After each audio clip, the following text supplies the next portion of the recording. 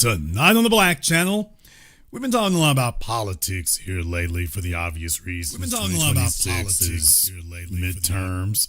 And we're going to be discussing here tonight about the treason of the political class, and we're going to just go ahead and jump right into it here. I want you to stick with us for a little bit because there are reasons I want to deal with this. I want to go ahead and talk here about an article that I posted here earlier. Some of you have seen this if you're following me on Twitter. If you're not, it's at the Foundational Black Authority. You want to be there. Vatican City, the Pope Leo, made a historic apology for the Holy See's role in legitimizing slavery and for having failed to condemn it for centuries, calling the Vatican's record a, quote, wound in Christian memory.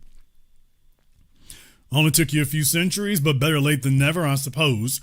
Past popes have apologized for Christians' involvement in the transatlantic slave trade, but no pope had ever publicly acknowledged, much less apologized for, the role that past popes played in giving European sovereigns explicit authority to subjugate and enslave, quote, infidels. By the way, for those of you who are familiar with the word infidel, you'll notice how white media uses the word infidel. But when you actually know the history of it, you realize that that too is a white supremacist mind game. By the way, it says the history's first U.S.-born pope, whose family history includes both enslaved people and slave owners, delivered the apology in his first encyclical Magnifica Humanitas, Magnificent Humanity, which was released Monday.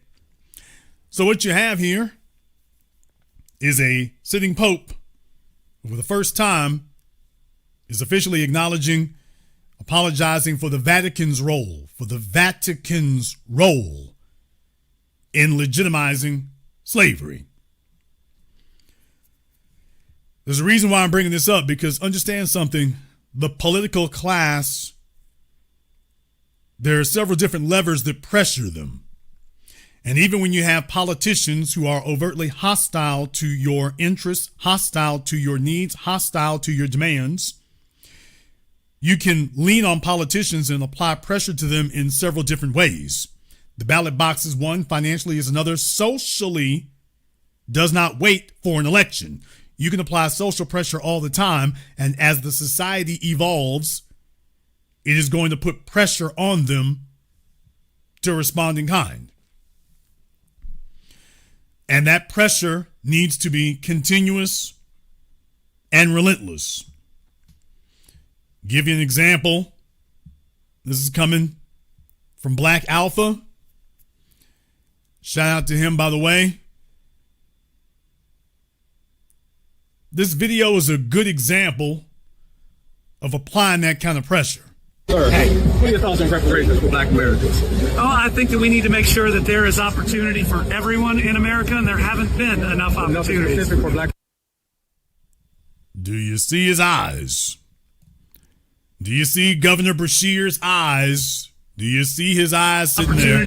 Boy, he looks like a deer caught in the headlights. Governor Beshear looks like a deer caught in the headlights.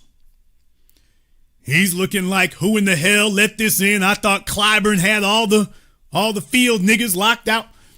I mean, he looks like a deer in the headlights. He does not look at all comfortable. He's repeating what they had to say, but he's like, oh God, I'm getting ready to go viral. Damn! Governor Beshear has that look on his face like, oh God, I'm getting ready to go viral, ain't I? Oh man. This is going to be one of those pivotal issues. I'm getting ready to go viral, ain't I? Yes, you are. Oh, man. We all remember what happened to Kamala Harris. I'm getting ready to go viral, ain't I? Yeah. Yeah, you are. Sir, hey, what are your thoughts on reparations for black Americans? Oh, I think that we need to make sure that there is opportunity for everyone in America, and there haven't been enough Nothing opportunities. specific for black Americans? Well, I Like think we need. specifically, I'm asking No, specifically. I think we need to look at early childhood and where we start. I think we need to look at where different dollars go in terms of economic development. I think we need Well, you know, you had to. HR 40, and HR 40's been there for a long time, and hasn't done it. Well, By that time, that's stalled. but like I'm saying, like, specifically for black Americans. in Kentucky, You know, kind of like how illegal immigrants get specifically in for them. Kentucky, what we were able to do, for instance, I get it. I'm trying to give you an example of what we've done. Well, I in know a lot of Kentucky. examples. Okay, I appreciate it. Okay, you don't really support it? I'm not saying. Here, let me follow up. Let's stay in touch. Let's stay in It's touch. okay. Who are you? Yeah. What's your name? It's on the card. Oh, no, tell me your name. They always get some Carlton Banks looking nigga to come running up. They always do that. They always throw some Carlton Banks looking dude up to be their crash dummy. So they get them in high school. They all look like middle schoolers. They go grab one. He been trailing behind. He's the little black kid that they put on the white church van. Nigga, what? You always know the one. He's the little black kid that they got on the white church van, singing Jolly Bible Time. It's always one of them. They done had him since he was in 3rd grade. He can sing all their hymns and stuff. He's been there forever. So he's reliable. So that's who they give to be the crash out when that happens. Scott Hereford. Yeah. Okay. All right, thank you. Scott Hereford. What a name there. That's a name approved for network television. Scott Hereford. All right.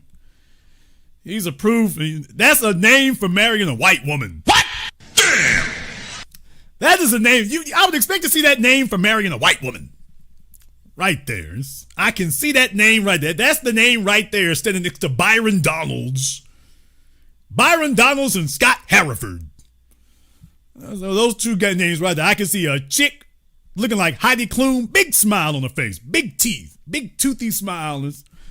That's the name right there for a fellow who marries white women. You go on ahead, brother. We're with you.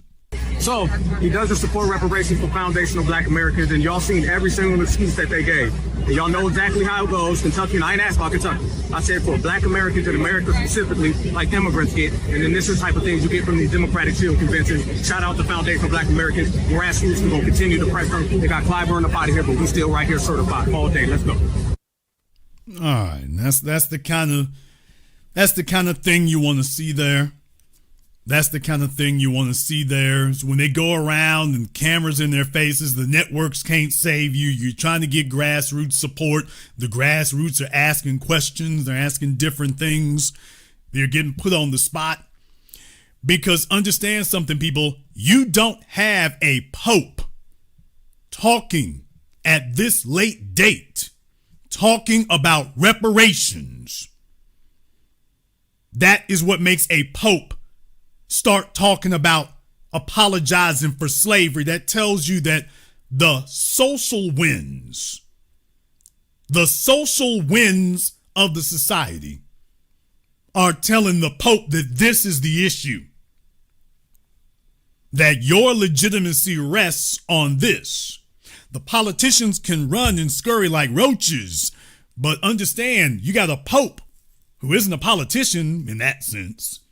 And if he's acknowledging this, they're letting you know this is an issue that they are running into. This is an issue that is challenging the legitimacy of the Catholic Church. And the Catholic Church is letting you know this is the direction to go in. Understand something. This is the leader of the Catholic world. Are you listening, Candace the Coon Owens? And deal with it, nigga. Candace the Coon Owens. Charlie Kirk. Wherever you at tonight. And all the rest of you, Joe the Bigot Biden. All you good Catholics. This is the leader of the Catholic Church. This is the leader of the Catholic faith. This is the leader of Catholicism and the Catholic Church around the world, and he is saying, are you listening? Ron DeSantis. To all the good Catholics out there, the leader of the Catholic Church is speaking to you and telling you what the church position and policy is. That they were not immigrants, they were not laborers, they were slaves, and that this is a stain and a wound on Christianity. That is the current position of the Catholic Church today. No election required, no politics needed.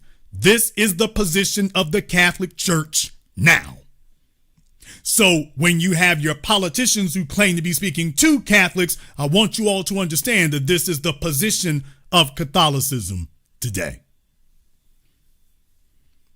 So if the politicians are not acknowledging this, how is it that the Catholic Church is acknowledging it, but the politicians do not?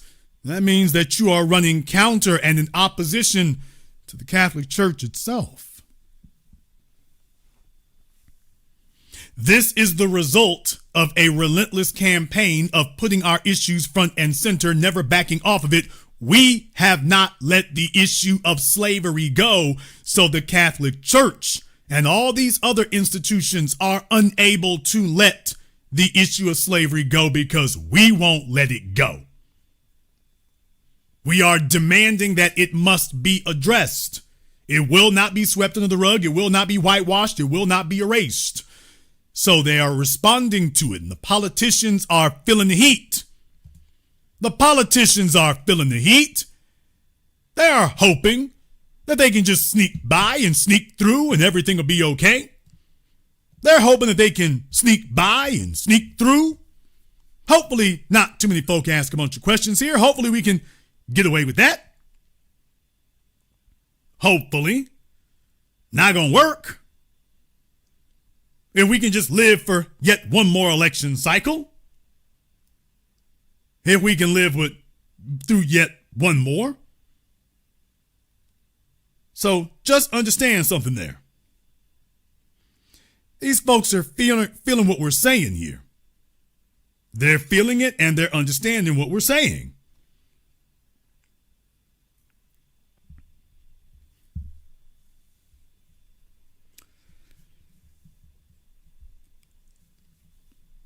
I want to go a little bit further into this, though, because the political class out there is looking to, and by the way, speaking about specific things, Governor Beshear has done a lot, for Jewish people.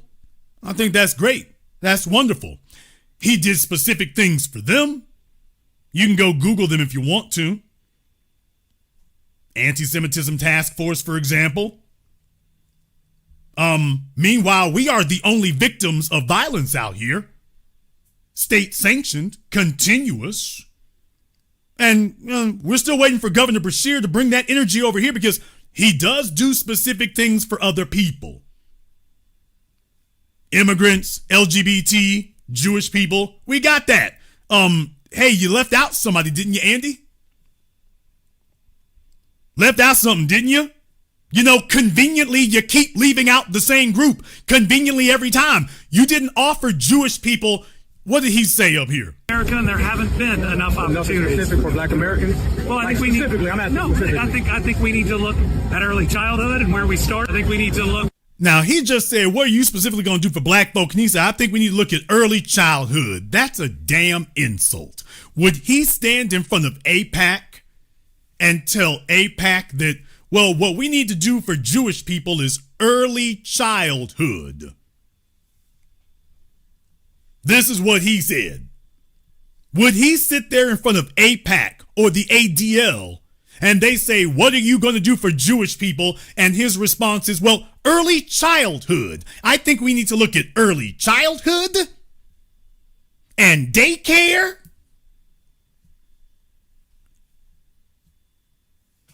Would he say such a thing? So you see, these folk have gotten used to talking crazy because that's what worked with Jimbo Jangles Clyburn and the civil rights generation. They're not used to the idea that this don't work anymore, this doesn't run anymore. So he would rather be recorded saying something stupid and going viral talking stupid than to sit up here and say something intelligent and say, this is the conversation that we need to have about that. Let's chop up how we gonna make this occur.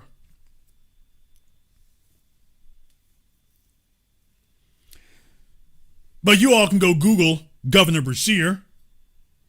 He's done plenty for individual other groups. It's only when you bring up us that all of a sudden folks start talking crazy.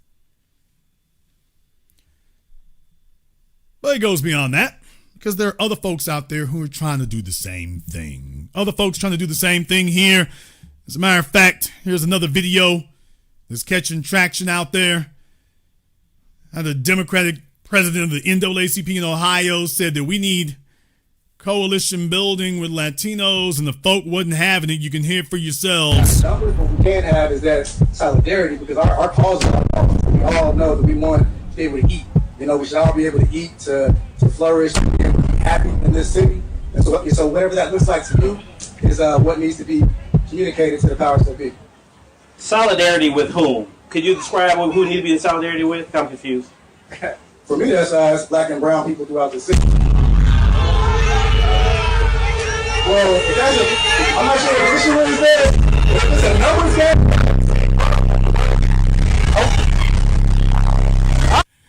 Yeah, it's not going anymore the way it used to, folks. That used to go over at the black church, and all the old black folks retired from their government jobs and their union jobs and their automotive manufacturing jobs. Back then, they used to just sit there and shuffle their feet and clap politely and all that old bull jive.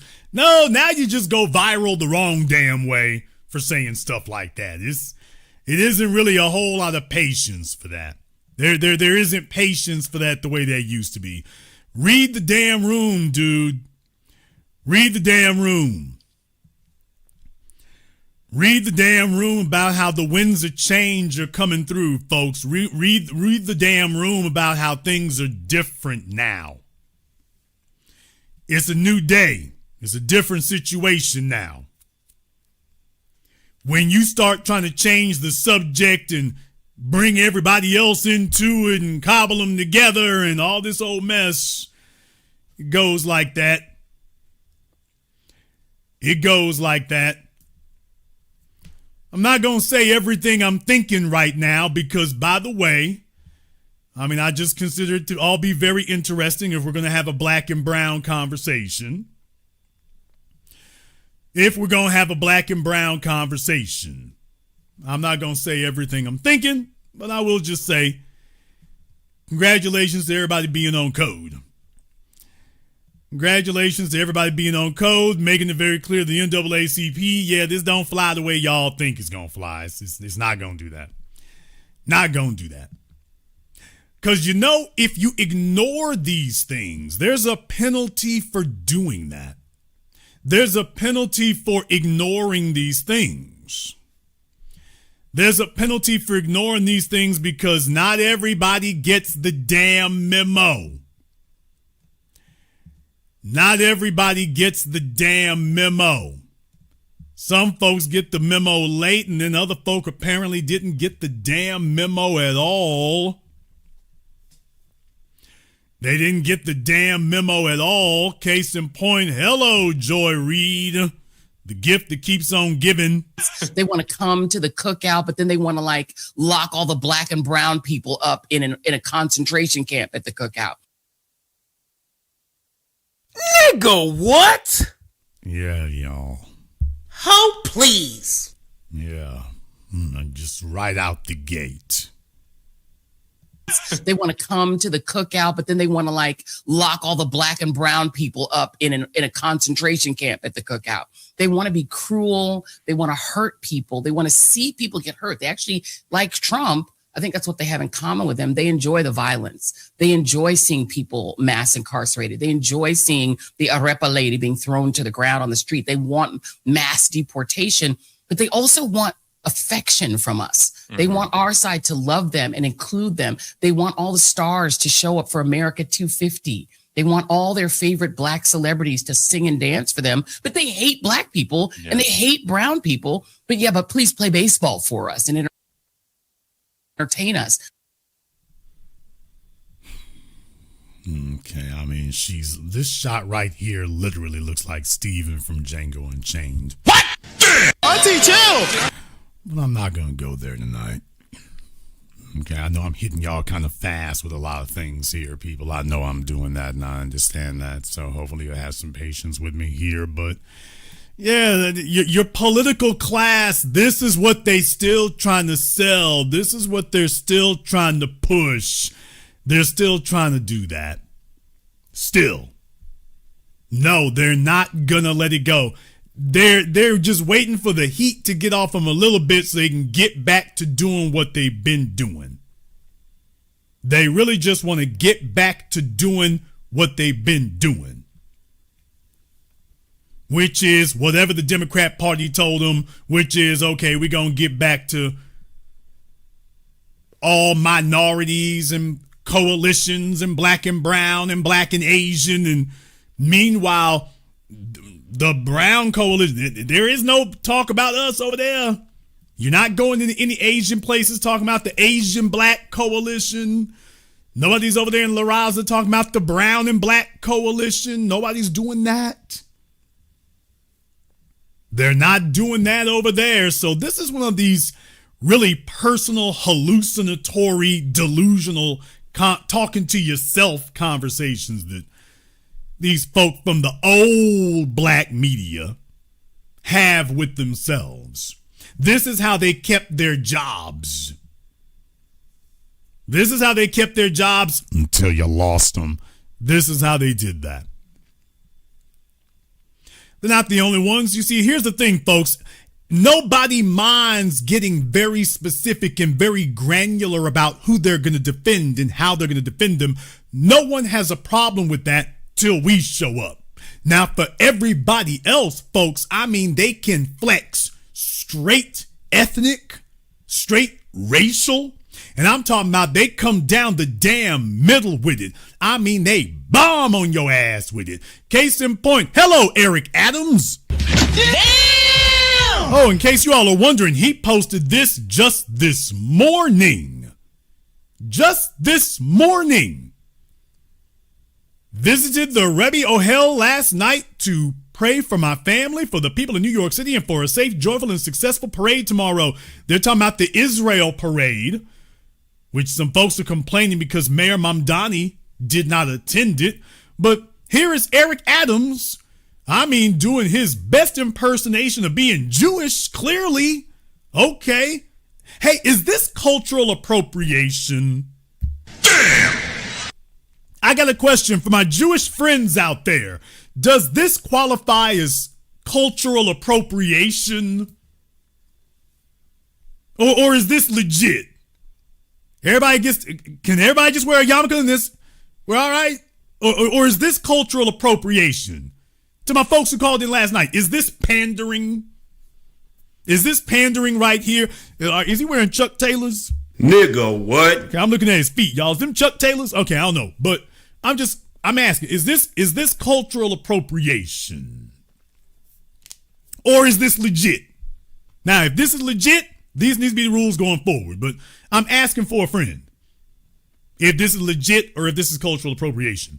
So in any case, all I can imagine is Eric thinks he gonna run for mayor again in 3 years.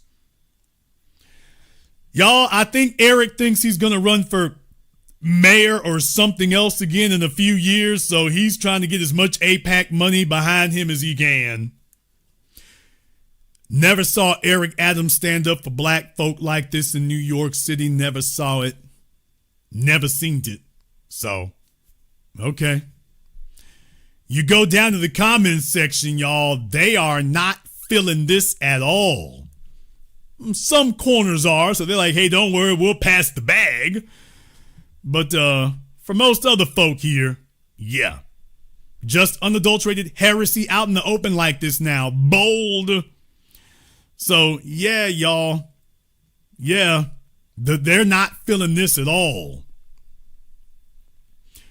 They're not feeling this at all. They're not feeling it whatsoever. Yeah.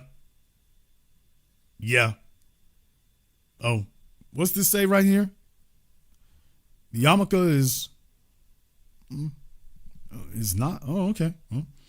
Well, Eric has got his own style, clearly. So, yeah. But there he is. Yeah, your political class. This is what the political class is focused on. I mean, did he ever do this for black folk? Ever?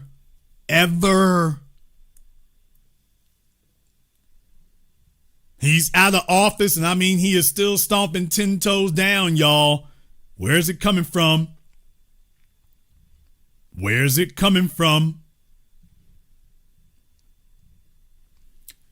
There's a reason why we have to remain vigilant about these things. There's a reason why we have to do that. Because if you don't, you will wind up getting set up and betrayed as a result. If you all agree with what I'm saying here tonight, give me the black fist emoji in the chat room and hit the likes button for me. It's almost 3,000 people in here live right now. Folks not liking what I'm saying here. I guess they're like, well, Jason, you wrong. Eric Adams is right. But if you all agree with me, give me the black fist emoji and hit the likes button for me.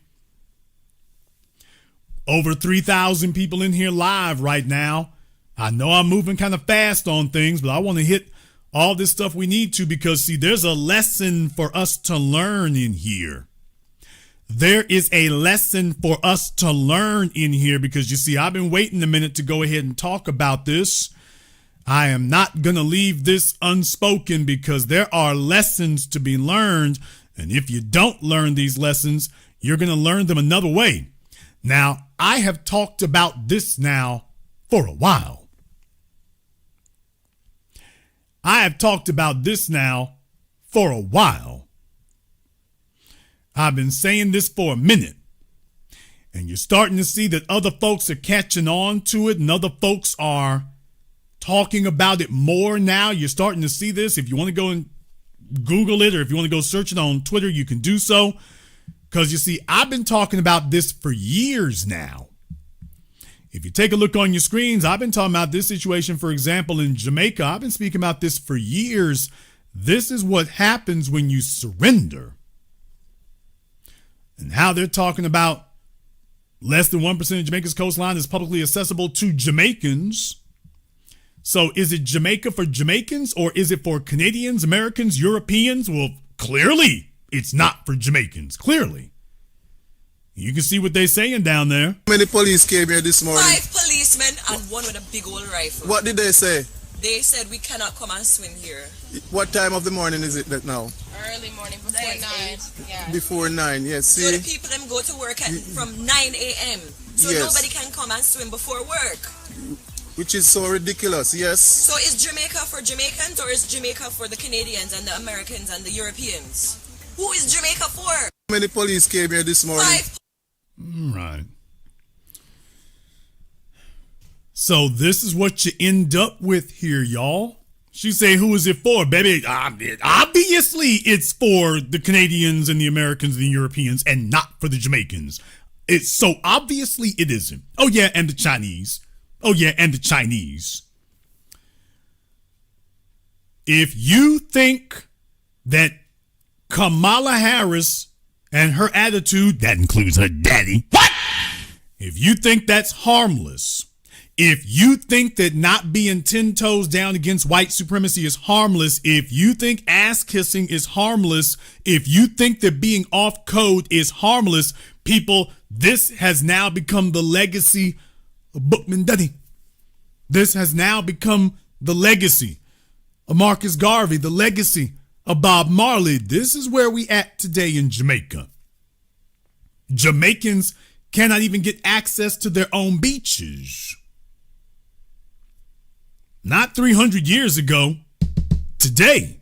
This is post-revolution, we're a sovereign nation. We're not part of the British Commonwealth. Are you sure? Because last time I checked, you still are.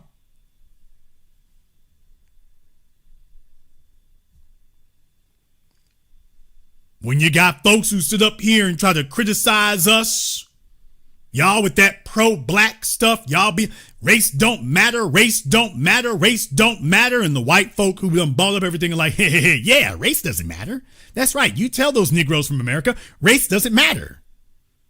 You all are too focused on race. We gonna get us a white man. We're gonna get us a white man over here in Jamaica, man. Okay. Well, that white man that you get, he will not be confused. Y'all take a look at the water and everything. That white man you get will not be confused. You all are walking around in a stupor, sleepwalking. Okay, but the folk you selling out to, they will not be confused.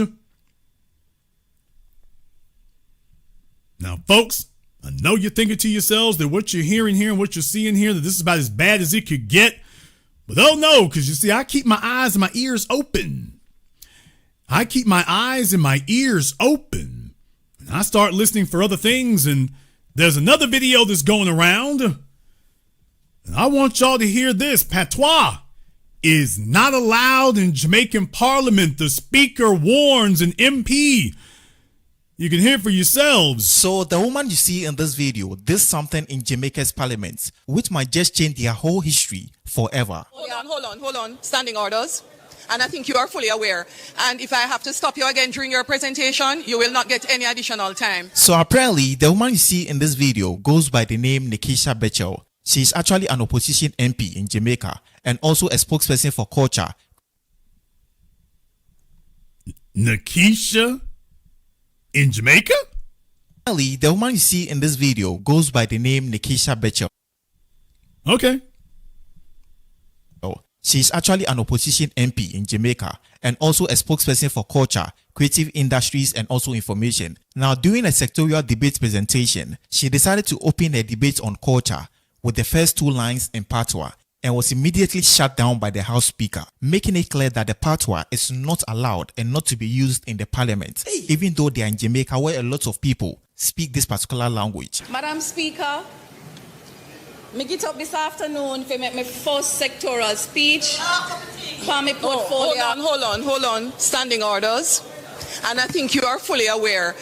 And if I have to stop you again during your presentation, you will not get any additional time. Madam Speaker, perhaps I should abandon that attempt to use our local language, because maybe there is no more fitting way to begin a presentation on culture than to speak briefly in the language understood by the overwhelming majority of Jamaican people. Okay, folks, so you got this. This has shades of South Africa. Remember, you had the black mammy down there shutting down Julius Malema, peace be upon him.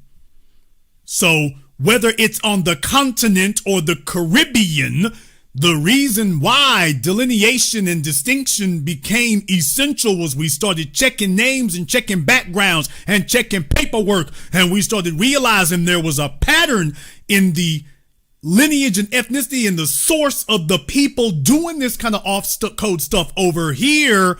And then we're checking paperwork back on their soil and like, oh, wait a minute now. These are in places where you don't have a majority white population or a majority white government, and yet in these places they are behaving as if they do. So they didn't learn to buck dance and bow to white supremacy over here. They were buck dancing and bowing over there, and then they fled and came over here and brought that with them. So they sit around watching Fox News and Sky News. And then next thing you know, they become voices speaking against the riders over here as they were voices speaking against the riders over there. The few who are left. Now, people, I know what you're thinking. Okay, well, you just need to speak the English or the language that they speak in there. You can't speak no other languages and stuff. They're not going to defend you while you're doing that. So just stick to the script. Don't try to get off code with the language thing. Just stick to the script. That's all you have to do, because these are the rules, is stick to that language. Don't use any other languages in the parliament. Right? Well, Hang on. Let me give you the Queen's English. Now, this has sparked a lot of conversations, especially considering the fact that somewhere in 2025, this particular state minister was allowed to use Spanish to address a couple of diplomats that came to their parliament. Ha sido lleno del apoyo de Cuba en muchos aspectos, especialmente. I'm not aware of what he's saying. I don't speak Spanish. Understanding all that is written.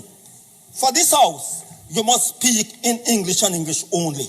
I have no idea what he's saying. But leeway was granted by the speaker to allow specifically for him to speak in Spanish. Now, this is something.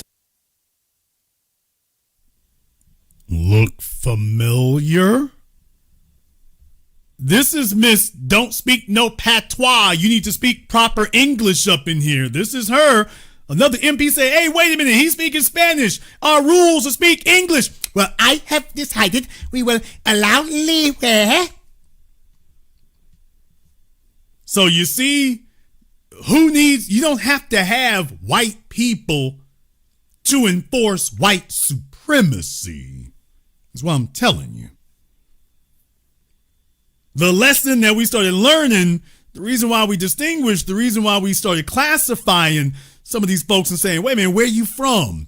When we see off-code behavior is because you see this. Now, if she was just walking down the streets here in America, you might not readily identify where she came from. So there's the problem is they'll look like us, and yet they are dark-skinned white supremacists. There's a reason why we started talking about the coolie.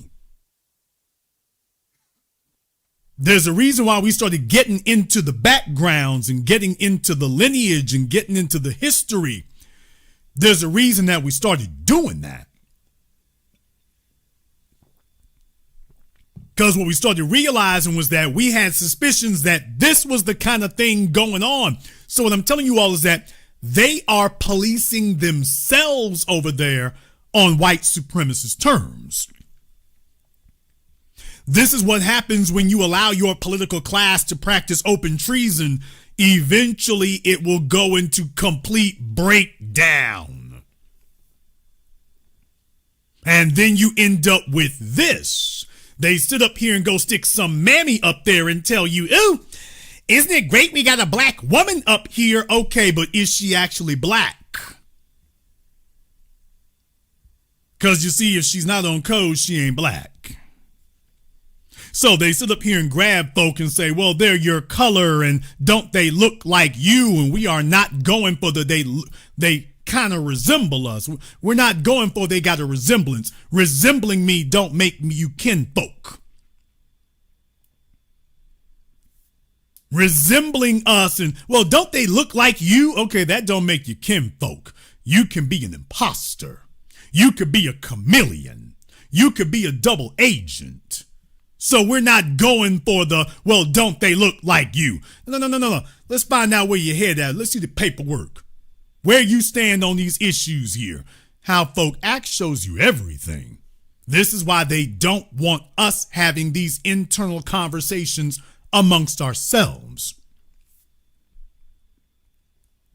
They don't want us having these conversations on our own because then we start saying forbidden things like I'm saying right now, which is, well, you could look at her and she could be any school administrator in Texas.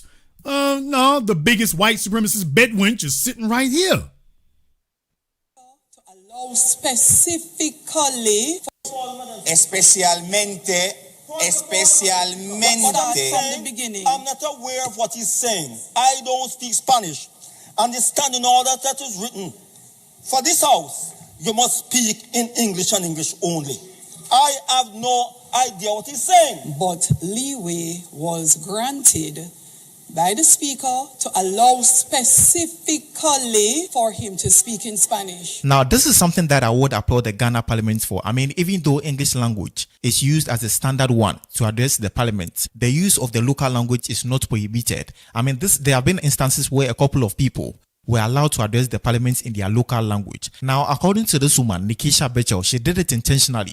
just to raise the awareness in Jamaica. That was me disrupting it. That was me spurring the conversation to say it's time for change. And clearly Parliament wasn't ready for that conversation. But you know who's ready for it?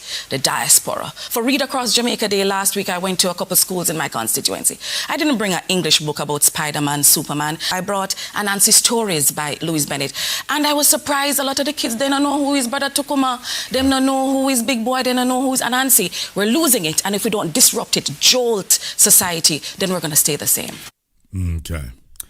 Let me explain a few things to you all about this that Nikisha here does understand clearly, or I'm pretty sure it's going in that direction. You see, folks, part of being on code are the things that specifically are the outgrowths of your lineage and your experience. How you speak identifies you as a member of a group or not a member of that group. Remember, we're going to get into some thorny territory here. You see, in foreign nations, how they test double agents, how they test to see whether you're a traitor, test to see whether you're a spy. They start talking to you in their language. In Germany, they would catch Jews, or they would catch folk pretending to be Germans by how they spoke. This is a methodology here that's been used for centuries, however, because it is reliable. But even more than that is not just if you speak the national language. Do you speak the local language? Do you speak the local dialect? Wait a minute, where you say you from again? You say you're from Dusseldorf? You say you're from Berlin? You say you're from Moscow? Let me get my homeboy from Moscow over here right quick. Hey, he say he one of y'all. And what's the first thing they do? They start busting out in the local language. To my cats, to all of y'all who live in Los Angeles, all of y'all who live in Dallas, Laredo, El Paso, Miami. When you tell folk you from Cuba, somebody from Cuba gonna run up on you and bust straight out into Cuban Spanish. And I have to say Cuban Spanish because to all my Spanish speakers out there, you all know that Spanish is different from one place to another. What? Damn! Now, for all of you who studied Spanish in school, like I did, I studied Spanish in school. I was taught formal Spanish in school. And the first thing that we were taught in Spanish class was, by the way, everyone that you speak to is going to know that you were taught Spanish in an American classroom because your Spanish will be too formal. So they will immediately know that you weren't raised speaking Spanish. They're going to know you were taught Spanish in an American classroom because your Spanish will be too formal. So it's like, I'll be damned. Well, why don't y'all teach it like them? Because you can't. Either you get raised in the environment, and each environment will be different.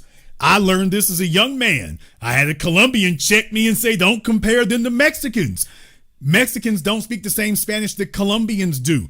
Colombians don't speak the same Spanish that Dominicans do. Dominicans don't speak the same Spanish that Puerto Ricans do. Puerto Ricans don't speak the same Spanish Cubans do. And none of them speak the same Spanish that the Spanish do. Damn! By the way, folks, none of them speak the same Spanish that the Spanish do. So wherever you go, you're going to have these nuances and differences. So yes, there will be a lot of similarities in the language and they're passable. Don't get me wrong. They can speak to one another, but there are differences, and those differences will immediately identify you as where you're from, including if you, for example, and by the way, you know who you are, but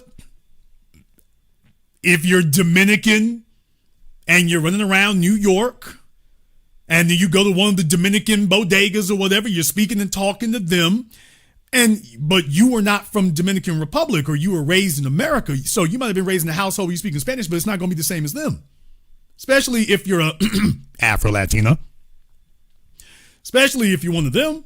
So they will immediately know from the soil. They immediately know from the block. They immediately know from their people when they start talking to you. Oh, wait a minute. They immediately bust out to Spanish because that's the damn litmus test. How you start talking is going to immediately tell them everything about you they need to know. They don't have to ask a whole bunch of damn questions. When you start opening your mouth, it's going to be very clear to them where you from, who raised you, how legit are you, are your people legit? As soon as you start speaking, they're going to hear it. You see, the rappers that were raised in white neighborhoods, it ain't hard for us to figure it out. When they start talking, we can hear what it is. You can't even fake no black scent. When you start talking, we're like, yeah, that ain't right. Yeah, you ain't legit. I mean, okay, just go ahead and make your little rap song, but yeah, you ain't one of us. You ain't one of us. That's not you. That's not you. I mean, it's cool and all. That's great. Go ahead and make your little tune, but you ain't from the soil like that. You ain't from the dirt like that. That's what happens when you have your local language. Your local language is a genetic identifier. Your local language is something that you had to pick up from the people around you. There is no classroom that teaches you that. You don't get that from a classroom. You get that from the soil. You get that from the people. And that's why it is so essential that you hold on to your local dialects. That is what gives you your cohesion and your identity as a people. That identity allows you to be able to identify off-code bedwenches and hoes who can't speak the damn language.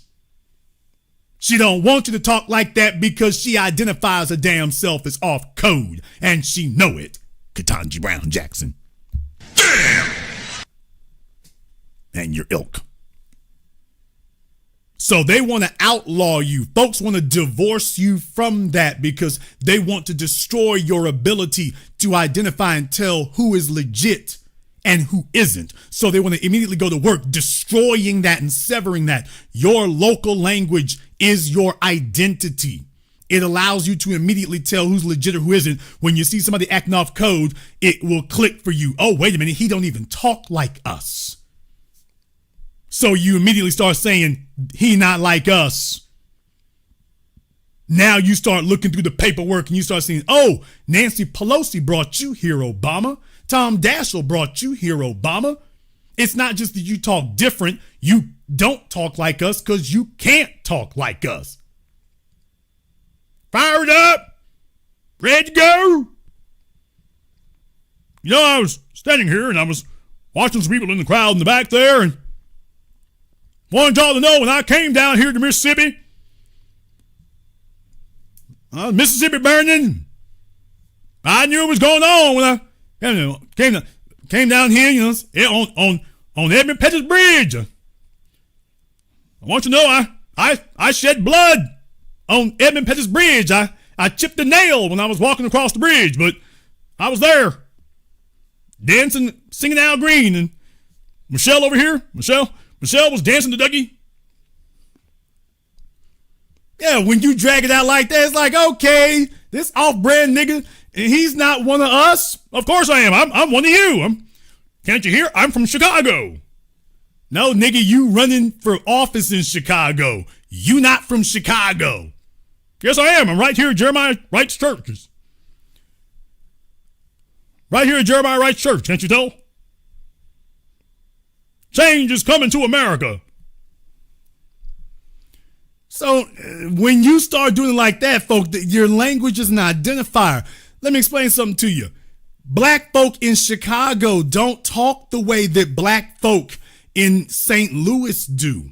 Black folk in St. Louis don't talk the way that black folk in New Orleans do. Okay, black folk in New Orleans don't talk the way black folk in Biloxi or Jackson, Mississippi do. Same Gulf Coast, big change. Black folk in New York don't talk the way that black folk in D.C. do. People, here's one thing. Black folk on the north side of Illinois don't talk the way black folk in Chicago do. What? Black folk in Los Angeles don't talk the way that black folk in the Bay do. Shout out to LA and the Bay. Black folk in Southern California, in LA, don't talk the way folk in the Bay do. It's a difference. Folk in the Bay can immediately tell if you ain't from the Bay. Folk in LA can immediately hear you and you ain't from LA. It's not hostility. It's not hostility. It ain't hate. It ain't nothing like that. Niggas ain't just run up on you, but what they know is, okay, he's not from here. So they know what to expect from you and they know what not to expect from you. So if you come fake, they can immediately tell, hey, wait a minute, you ain't even one of us. So how can you offer me that and you ain't even really one of us? So knowing who your people are and knowing how to legitimize them quickly, that is what gives you cohesion. It also gives you security. And it's not about being, hateful or whatever. I've been in California many times. It wasn't a hateful thing. They asked me a bunch of questions about Louisiana because you don't get a bunch of Louisiana folk who come through there, especially big ass trucks with the license plates. It's all cool. Never been no hate. But it's like, okay, you're not from here. So they know immediately. First thing they tell me is where not to go and what places not to go hang out in. I'm like, you ain't got to tell me twice. I'm doing the tourist stuff. I'm going right here and then right back downtown. But the bottom line is that if you're not from there, folk want to know. They need to know so that they know what to expect and what not to. If somebody's trying to pull a scam or something, it's like, okay, if you're not from here, immediately they know, okay. Or if you are from there, they like, okay, nigga, this is what we do locally. Folk try to pull a little stuff like this, so we ready for it. But different folks will talk differently on one part of the state to another, or even from one part of the city to another. And that establishes your identity and your cohesion. And when you have folk telling you to abandon that, that is not for your good. That's to destroy you. If you developed a local language, listen to me. If you developed a local language, you developed it for a reason. You didn't develop it for no reason. You didn't just develop it out of nowhere. If you have a dialect or a local language, that language came from something for some reason. Do you understand that? Your language, among other things, is a defense mechanism. If you were put in the circumstances that you are by outsiders, your language immediately identifies who is inside and who isn't. Because if you were put where you are by outsiders, you need to be able to speak to your people in code that immediately establishes who the insiders are so that you can immediately identify who the outsider is. And deal with it.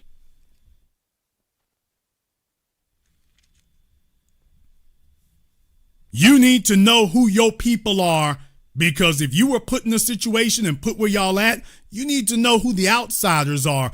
The quickest way is, okay, we got to join ranks. Everybody who inside, they can immediately identify themselves. The folk who can't, where you at? Yeah, there you are. There you are. Yeah, you. All right, I'm inside too. What's your name? Harrington? Nigga, what? Okay, no, tell me your name. Scott Hereford. Yeah. Okay. Tell me your name. Scott Hereford. Yeah, who your people? We're the Herefords. Where your people from? Oh, we're right here from Virginia. We don't know I don't know nobody know no Herefords. Hereford? Who your people, man? Who your people? Where your people from, Hereford? We're from Virginia. Where at in Virginia? Petersburg. Where at in Petersburg? What block? What block your people from in Petersburg, Hereford? You don't even talk like you from Petersburg. Well, originally we from Richmond. You don't talk like you from Richmond neither. How did people from Richmond talk? Not like you. Well, we're from D.C. This nigga all over the damn place. And that's a real thing too. My folk from D.C. Black folk from Richmond don't talk like my people from D.C. Black folk from Richmond don't talk like DC. Black folk from Charlottesville don't talk like DC. Black folk from Norfolk, Suffolk don't talk like DC does. DC know that. DC knows the rest of the state don't talk like y'all. You all talk different from the rest of the state, even though you're the District of Columbia.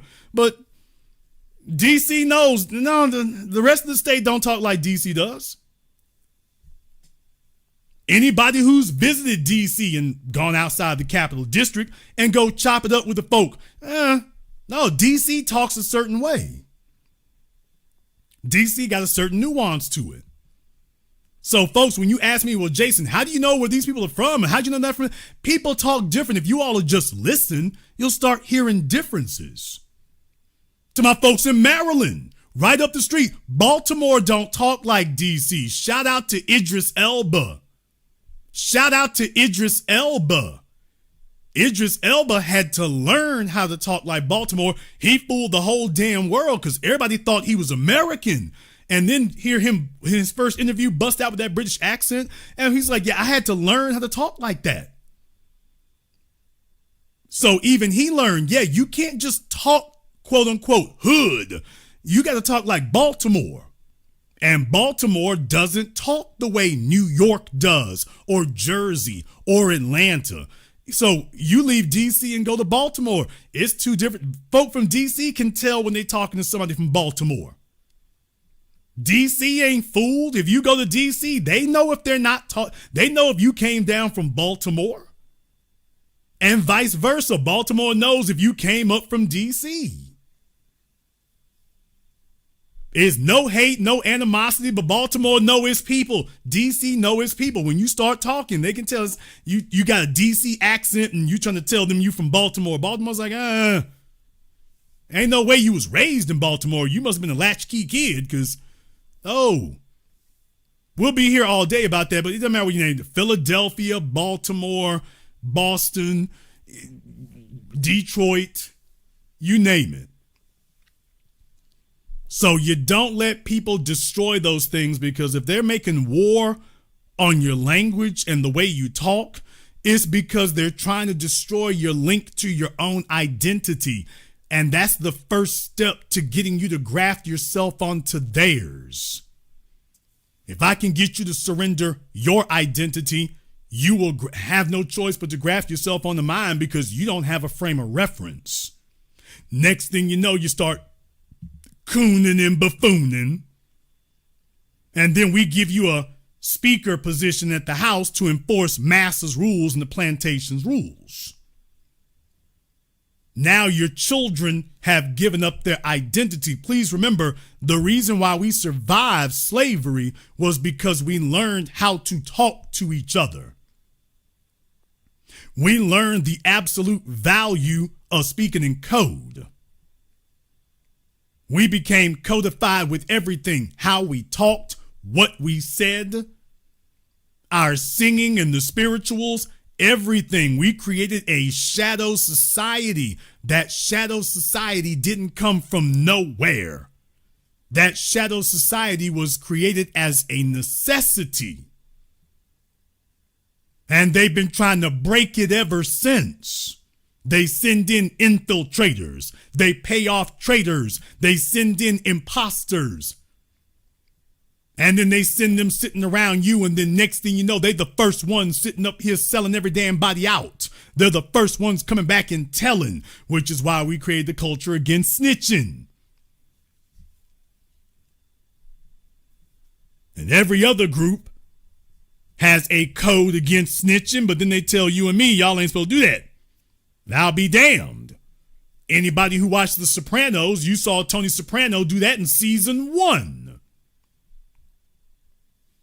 Now HBO sat up here and had Tony Soprano preaching the virtues of not snitching in season 1. All my Soprano heads remember that. Okay, but if you have a black TV show talking about that, oh, this bad, this evil, this, like the mafia wasn't real.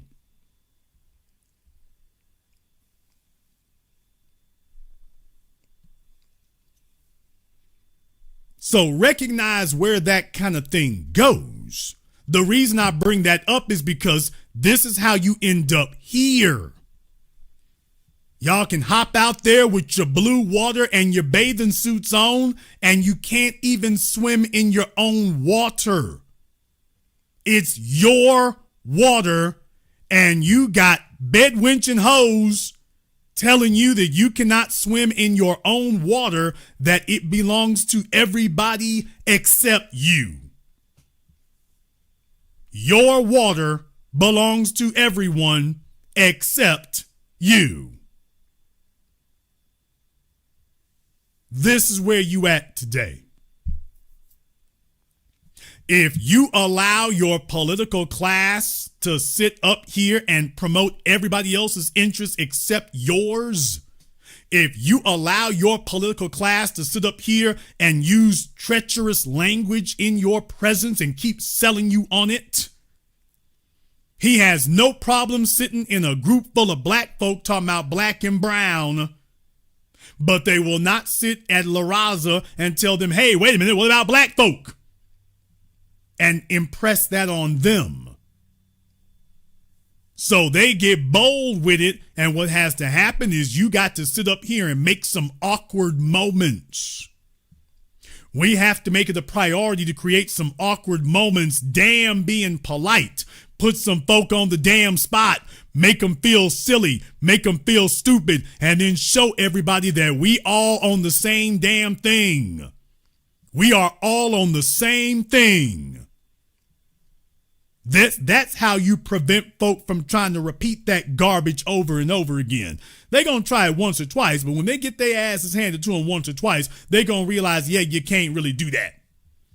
Now, of course, you are going to have clowns like Uncle Ruckus Reed. What?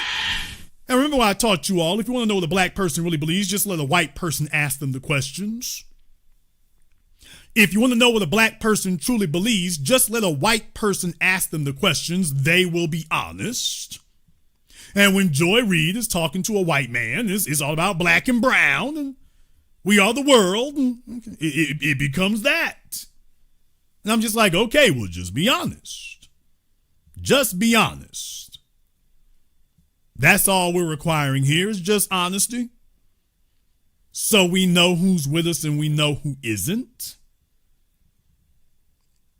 We know who's with us and we know who isn't. So you see, when we have a common vernacular and we start talking about specific issues, see, folks, when you speak about reparations a certain way when you are talking about your lineage.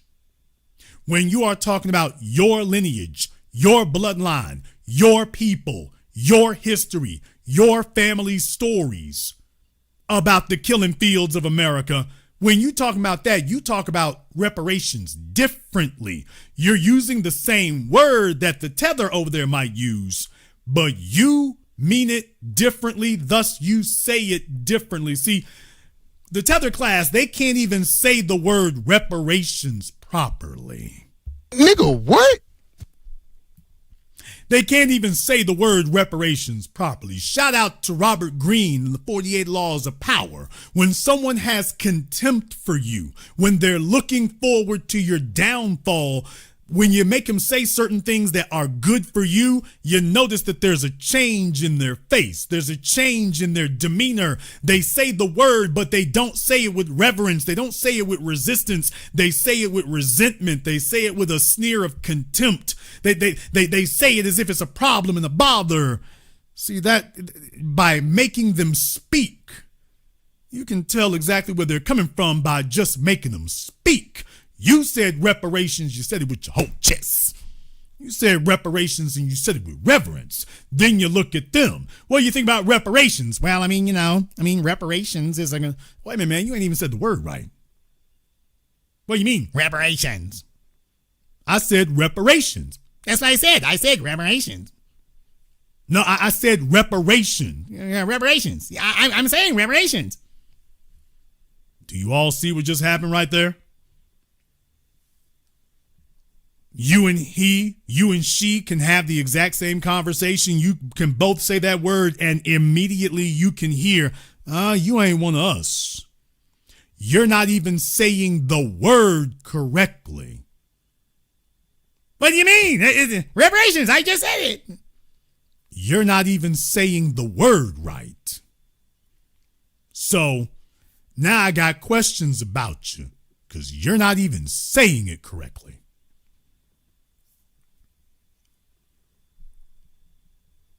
The so-called political class looks for opportunities to do that. They're hoping that you have an electorate that isn't becoming more sophisticated. They're wrong. They're hoping you're not listening. They're hoping you're not paying attention. They're hoping you're not codified. They're going to keep trying the same old garbage over and over again because let me be very, very clear, folks. The reason why Andy Brashear is sitting up and looking all crazy is because he understands and he gets it. Deer in the headlights, he gets it. They know that if this issue were like previous generations, it would already be over. If this were just another puff piece issue like previous generations, man, nobody be talking about it today. They know there's a problem because it ain't going away. In Florida and other states, they've had to pass legislation saying that you can't give reparations. You don't do that for a non-issue. You don't do that for something that's not real. You don't do that for something that doesn't have legs. Something that doesn't have legs gets laughed at and dismissed. You got bigger things to do and more important stuff to spend your time on. You don't pass legislation if something ain't a threat. You pass legislation because, yeah, you can see the writings on the wall. You can see the writings on the wall. And so Andy and them know it's like, okay, we got to stall this thing as long as we can. I also want to remind you all of something.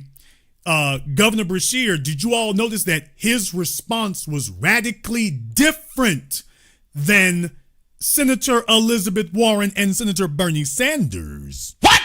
Damn! Oh, folks, the 720 degrees of analysis you receive absolutely nowhere else. The insights that you will not get on another program. Do I need to remind you all? I've been here for the whole damn thing. I've been pushing the event. Do you all realize Governor Brashear's response, even though he was very evasive and dismissive, did you notice that his response was radically different than Elizabeth Warren and Bernie Sanders? Now, when the pressure got put to them, when the question was put to them, Elizabeth Warren, what reparations? Reparations for what? Bernie Sanders, nope, no reparations. We don't need reparations. We don't need that. What even is reparations? You notice Governor Brashear? Did you all notice? Now, that ain't what he said. That isn't what he did. I have to do my job to catalog these things and mark these milestones for you all. When folk ask you, are you making progress? I'm showing you. You notice the way in which people respond to us about that over time. It's getting different. They're dropping the disrespectful tones. They're dropping the open dismissiveness. They're realizing, just coming out and saying, nope, what's that garbage there? We don't need reparations for what? Okay, you better watch yourself. This isn't just one person talking about this anymore. This isn't just somebody isolated somewhere on Twitter or Instagram talking about this anymore. This is a national issue. You're seeing it pop up in states like California and others. So I wanted you all to realize, by the way, take notice, his way of dealing with this, notice it wasn't like them others. I wonder what happened to the other people that now the Democratic Party doesn't feel that that's the way to respond anymore.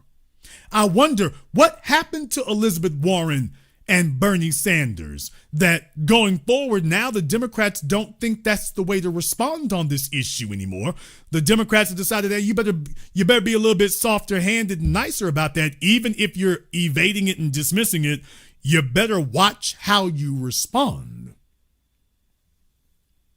I wonder, folks, what happened.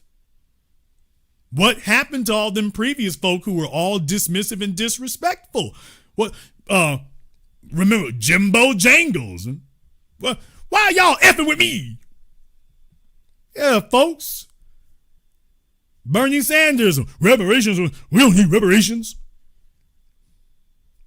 Nope, we don't need no reparations. Elizabeth Warren, reparations for what? Jimbo Jangles, Clyburn. Why y'all effing with me about reparations? Why y'all effing with me? Y'all notice this time around, they got some act right. They got a different attitude, and they're not coming at you like that. Okay. Just notice, people, it's like the hands on the clock. I know the time is 2 o'clock. You want it to be 10 o'clock. I get it. But the hand is moving. The hand is moving, and the manner in which they address these things is changing. Ever so slightly, so subtly, but I'm here to catalog that for you in case somebody tries to tell you what is or isn't happening. By the way, I noticed that. Did you? I saw that. Did you?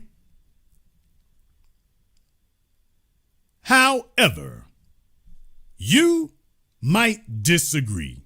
Therefore, we're going to go ahead and open the link to the Zoom so that you'll have an opportunity to go ahead and give us a call here. You'd be more than welcome to go ahead and do so. Before I do, I want to thank everyone who has contributed for tonight's program on PayPal, Super Chat, Venmo. Shout out to Josiah Starr. You said that Governor ran for his life, cut the check all day, every day. Shout out here to Whoa Diggity. Thank you very much for your support here. To my man, Mr. Richburg. As always, to Cameron, Keenan, Willis Addison is always here. Thank you very much to Keandra. They were talking in circles, but they know what to do. Timeout JWH through Quan and everybody else here. Rita, thank you very much for your support, sister. We're going to go ahead and take a brief non-commercial break. When we come back, I'm going to touch on another couple of things here also. We're going to open up the Zoom if you want to go ahead and give us a call. This is the Black Channel. Be the teacher, knowledge on the block. Got the kids learning, minds open like a lock. Books and skills from the east to the west. Bringing education, yeah, we're simply the best. Classes on fire, brains burning with desire. Innovation driving like a tire through the mire. Math, science, history, we got the whole range. Kids hitting new heights, teachers making a change. Used to be the teacher, stacking up the grades. Future bright shining, no need for no shades. Got the youth thriving, moving up the ladder. Smart and sharp, brains growing fatter. Lessons so lit, yeah, they stay in a blaze. Every mind sharp like a sword in the haze. Mr. B in the house breaking knowledge chains. Education kingpin, we ripping the games. Used to be the teacher.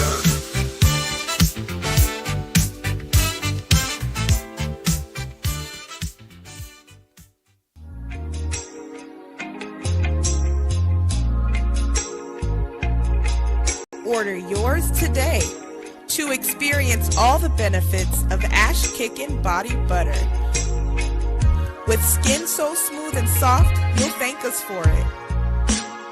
Shop Ash Kickin' online. That's ASHKICKIN.com.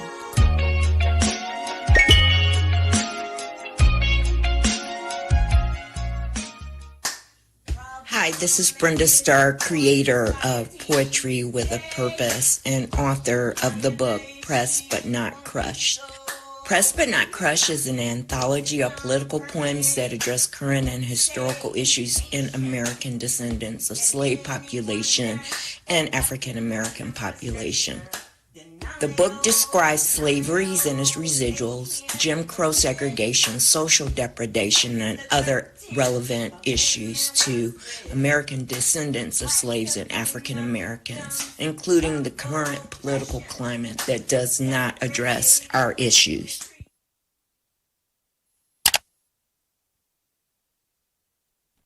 This is the Black Channel. I am your host, your brother, your humble servant, the Black Authority. Very glad to be with you all here this evening as we are touching on all these things here tonight about the political class, how they are doing what they do, and explaining why it is that they're doing that. And that's very, very important to understand, because these are the tactics that are hard at work the entire time of what we're doing.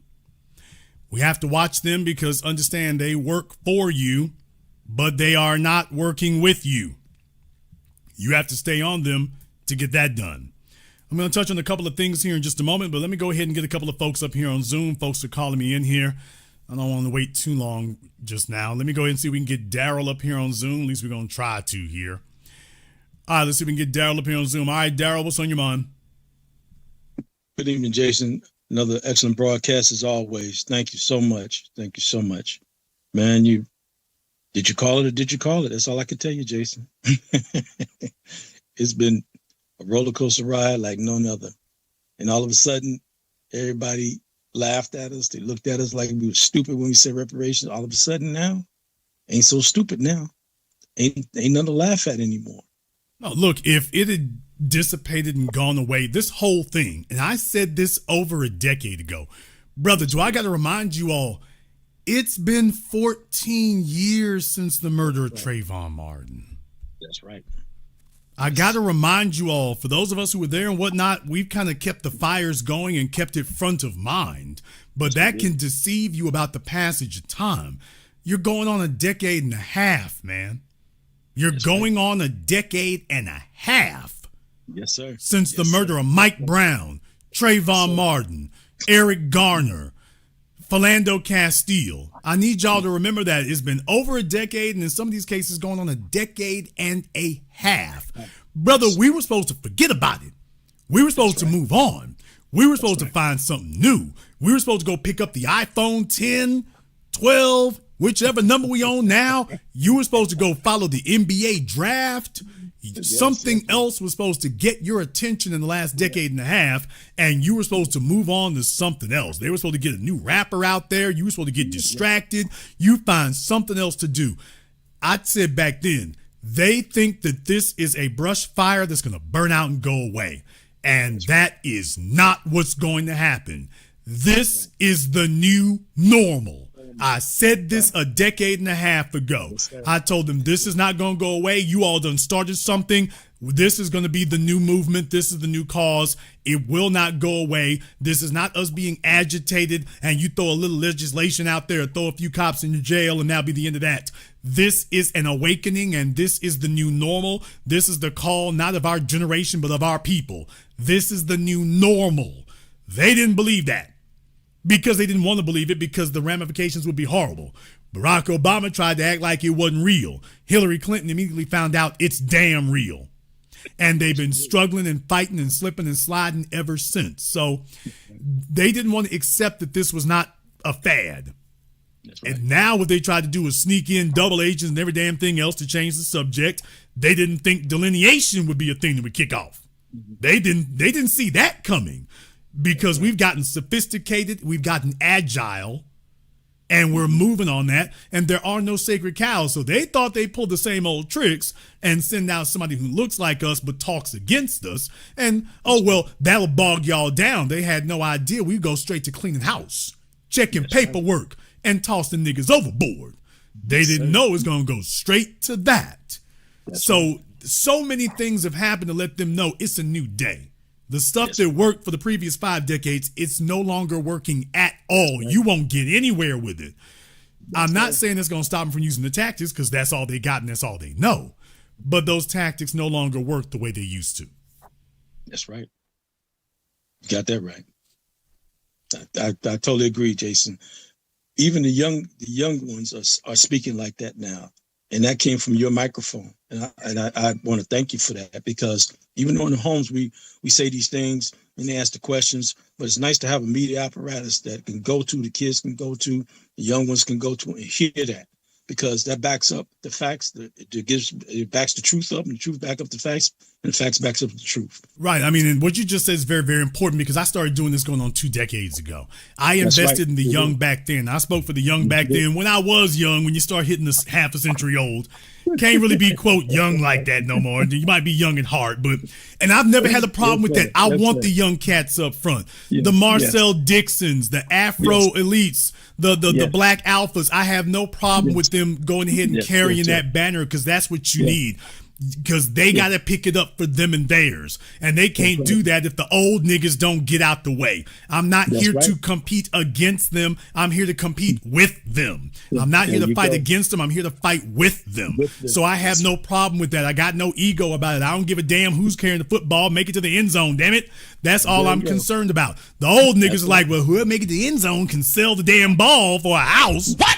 And that's what the hell we've been dealing with is I want to run the ball in the end zone because he's going straight to the pawn shop with the ball. And I'm just like, okay, well, you're supposed to be giving us the trophy and Jimbo Jangles is heading straight to the pawn shop with it. So when you get other folk involved and you make it very clear you have no ego about it, they get involved and they can get shine. You ain't sitting up here trying to hold them back or silence them or whatever.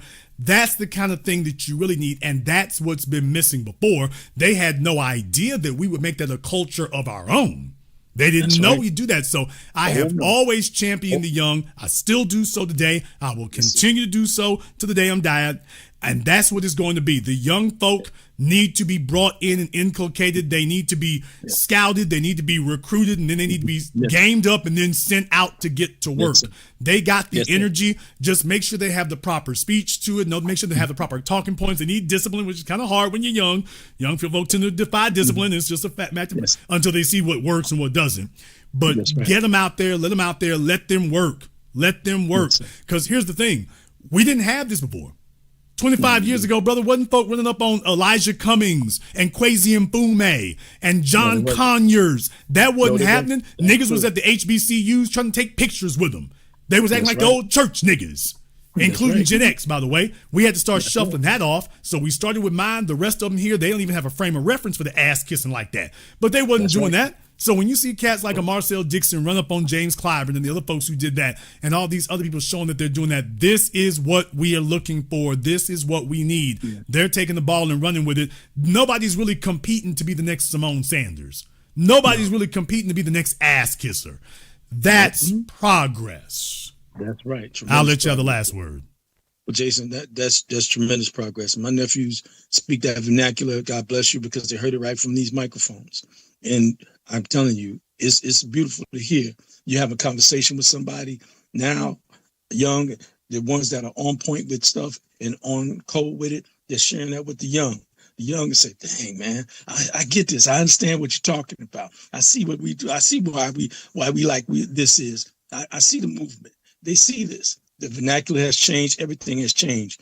Thought we were dead? Nah, man. We alive and kicking, man. Yeah, there's nobody condemning them for that. When these young cats are running up and pushing the message and pressing these folk, nobody's condemning them and telling them shut up and sit down and respect your elders and all that old garbage. That's the change. Because remember, when we started doing it, that's what they were yelling at us. Now that's not happening anymore. You damn right things going to be different. Thank you very much for giving us a call tonight. You damn right it's going to be different. And that's exactly what I want to see. I want to see that right there. I'm going to support that every single time. I want to see that right there. I am all the way cool with it. I'm all the way cool with it. I want you to get active. Get active. Get involved. Get at them. I said this now going on 2 decades. Don't put it all on one person. Stop with the black saviorism. Don't ask where the revolution is. Don't ask where the resistance is. If you can hear my voice, you are the resistance. You don't need a welcome sign. You don't need a permission slip from Jason Black. You don't need a hall pass from the New Black Media. If you are hearing this and you agree with what we're saying, congratulations, you are a member. Now get to work. We don't all have to do the same thing, but you can get active. You do not need my permission to confront anybody. You don't need my permission to turn on your cell phone and run up and ask the questions. You do not need my permission to do that. Not at all. I always said we need 1 million Jason Blacks. Okay, you got your permission slip. Get to it. Let me go ahead and jump back over here on Zoom again. We got Shakir here on Zoom. What's on your mind, brother? Brother, I've heard you talk a lot about the old niggas, but let's not forget that Queen Mother Moore had been stomping for reparations since the 1950s. I've often heard you say unapologetic, unadulterated, and uncompromising. And I was reading something by A. Philip Randolph, and he said that in politics, there's no such thing as getting something for nothing. He said that the payoff may involve compromises of various types that may strike at the ideals and principles one has held dear all one's life. How does that apply to us in our reparations today? Okay, well, compromise, let's discuss exactly what compromise is. You have your ideals, and then you have what you can actually, quote unquote, get. Now, treason falls in that category right there. When we have to decide, okay, if we cannot get our ideal, because if you could get your ideal, you just go ahead and get it. You wouldn't talk to anybody. If you could actually just take your ideal, you just go ahead and take it. If you're not able to do that, then okay, if we have to negotiate, that's going to automatically mean compromise. The real question is, what are we compromising? Are we compromising our ideal is to walk forward 10 steps, but what we can actually get is walking forward 5 steps? Or are you saying, well, our ideal is 10 steps, but Barack Obama told us if we sit still for another decade here, then we can discuss what we're going to do in 10 more years. So you see, there's where the treason and the problem comes in. So if we're discussing compromise, the only reason you should be discussing compromise is if it is simply a change of the ideal, still moving forward in the direction you're trying to go. The problem with Barack Obama was that he was telling us don't move. We don't make no movement at all. So when you discuss, quote, compromise, the next question is, okay, are we still moving towards our goal? If we are, then we can probably have a discussion about that, as opposed to not getting your ideal. There's another saying, don't let the perfect become the enemy of the good. Everything is not going to be perfect and ideal. That's life. That's adulthood. What you don't do is sit up here and say, okay, well, don't let the perfect become the enemy of the good, but don't let waiting become the enemy of the good either. Oh, wait a minute. Now there's the problem. Sitting still is the enemy of the good. Well, I think getting back to Queen Mother Moore, I think that she found out that there's really only one party ideologically in America, and it represents racism, hatred, and fascism. That being said, a lot of whites, Latinos, and Asians are against reparations, and the broader political landscape suggests that withholding votes is unlikely to guarantee the specific demands of direct payouts. I know we deserve reparations. It's just that I just think that we need to explore other avenues besides withholding our votes to get it. Right, and that's why I started the program. You might be late here tonight, but when you got the Pope acknowledging slavery and apologizing for the Vatican's role in it, when you have Andy Brashear talking about, well, I mean, with reparations, I mean, we can, instead of some of the talk that you heard from some of the other folk there, that's movement in that direction. Please do not misunderstand this, people. This isn't like the LGBT stuff. That's minor. This isn't like the so-called white women's suffrage movement. That's minor. The women's rights movement, that's minor. This is the single biggest, single most important, single most pivotal agenda in the history of mankind. Because the last 500 years was defined by the white supremacist movement. This is the pivotal step to reversing that.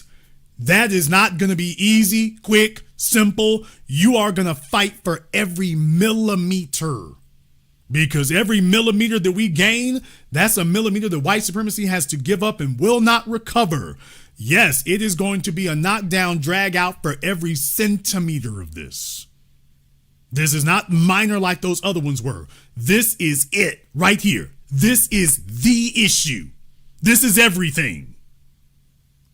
Well, finally, I'd like to say just that since the 1950s, all the old niggers weren't that bad. I mean, when you have people like Queen Mother Moore, I mean, she was conscious enough to seek reparations. So well, that's true, but here's the issue, Brother Shakir. She was an exception, and I can't focus on exceptions. Her generation as a group, she was not representative of her generation as a group. She was an outlier as an individual by herself, like Malcolm was, like all the other real riders were. Yeah, but Malcolm did not represent his generation. So I got to deal with it from that standpoint. Otherwise, the lesson that Gen Z and Gen Alpha takes away is, well, the old timers weren't all wrong. They wasn't that bad. It was just a few of them who were. That's what they're going to take away from it. And instead of saying the majority was bad and we need to just do away with the whole thing, they'll be like, well, I mean, they wasn't all bad and there are a few bad apples. That's the way they'll interpret what you're saying. So for their security and safety's sake, no, we can't focus on the exception at the expense of the rule. No, I was just acknowledging her. I mean, yes, there's a bunch of them. She wasn't the only one. We can acknowledge a bunch of them, and there's no problem with acknowledging them. However, it doesn't change about her generation. So I'm not dismissing her as an individual. The generation, however, on the other hand, no, the lesson for them is they are an example of everything not to be. Thank you very much for giving us a call tonight. Yeah, I mean, as far as individuals, that's fine, but I can acknowledge that while also acknowledging the generation is something for us to be ashamed of and run from. We can do both of those things can be true. I can acknowledge an individual, but follow her example. But as far as the generation, yeah, screw that. Let's go ahead and jump back over here on Zoom again. Let's see if we can get Brian up here on Zoom for us here. If Brian's paying attention here, let me see if I can get Brian. There you go, Brian. All right, Brian, what's on your mind? Hello, nice to meet you. Was mostly just talking about right, B1 from New York. Just calling about, I was actually at a reparations meeting that they've been having like yesterday. All right, brother, was you twitching and itching like that at the reparations meeting? What? No, I was in the background. Okay, brother, because I mean, you looking like straight Pookie from New Jack City, brother. So I hope you wasn't doing all this twitching and shaking at the meeting. So, because they'll be thinking we all like that, and I'm a little worried. No. Okay, are you off your antihistamines? Is everything okay? I'm just a bit nervous because. Okay, you are very nervous. Clearly, brother, you are very nervous. Don't worry, I'm sitting 1,600 miles away from you, so. Yes, but yeah, to the point. Yes, don't want to. It was quite interesting hearing them. One of the biggest things they constantly brought up is saying how there's like the 20th meeting they've had in New York City, and how frustrated all the participants were, saying it feels less like they actually care about reparations, more like they're trying to, if these movements stopped, they'd be out of a paycheck. It was quite, yeah. Yeah, I mean, but also remember that's going to be Immigrant and Tether Central in that regard. So most of them, they understand that we have clearly defined what reparations is, but more importantly, who it is for. And now that that's been defined, they're trying to figure out some way to get us to support it while at the same time changing the definition of it. So there's where the conflict is coming from. Yeah. And whether it's, Eric Dillon, the villain, or Eric Adams, there's a number of them there. There's a lot of interest up there that are buying those things off because they don't want us to examine the 20th century. When you take a look at New York City, whether it is so-called Times Square, whether it is so-called Central Park, we can go down the list. There's a whole bunch of black neighborhoods and things that have been bulldozed, demolished. I'm not even getting to the Highway Act. But there's a whole bunch of New York City that's been built that destroyed black neighborhoods, historical black wealth. Everybody else got theirs and kept theirs, and ours was literally taken by the government and taken by legislation. So, yes, they have a vested interest in stalling this and stopping this and changing it. There's a whole bunch of real estate developers who got land, multi-billion-dollar developments sitting on ours. So they don't want us to start talking about how this really happened, what really occurred, and what really needs to be done to redress it. Because if you have a so-called socialist mayor, why, this should be right up his alley. Ugh.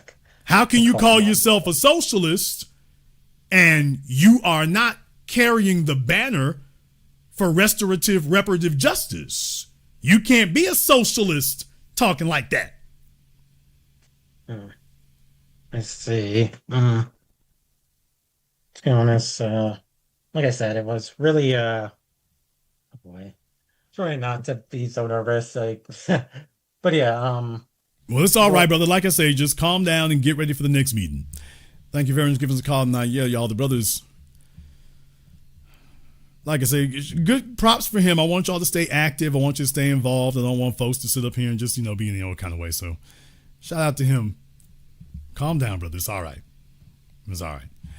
All right, let's see if we can go get Jonathan up here on Zoom for me here right quick. Let me see if I can get Jonathan up here.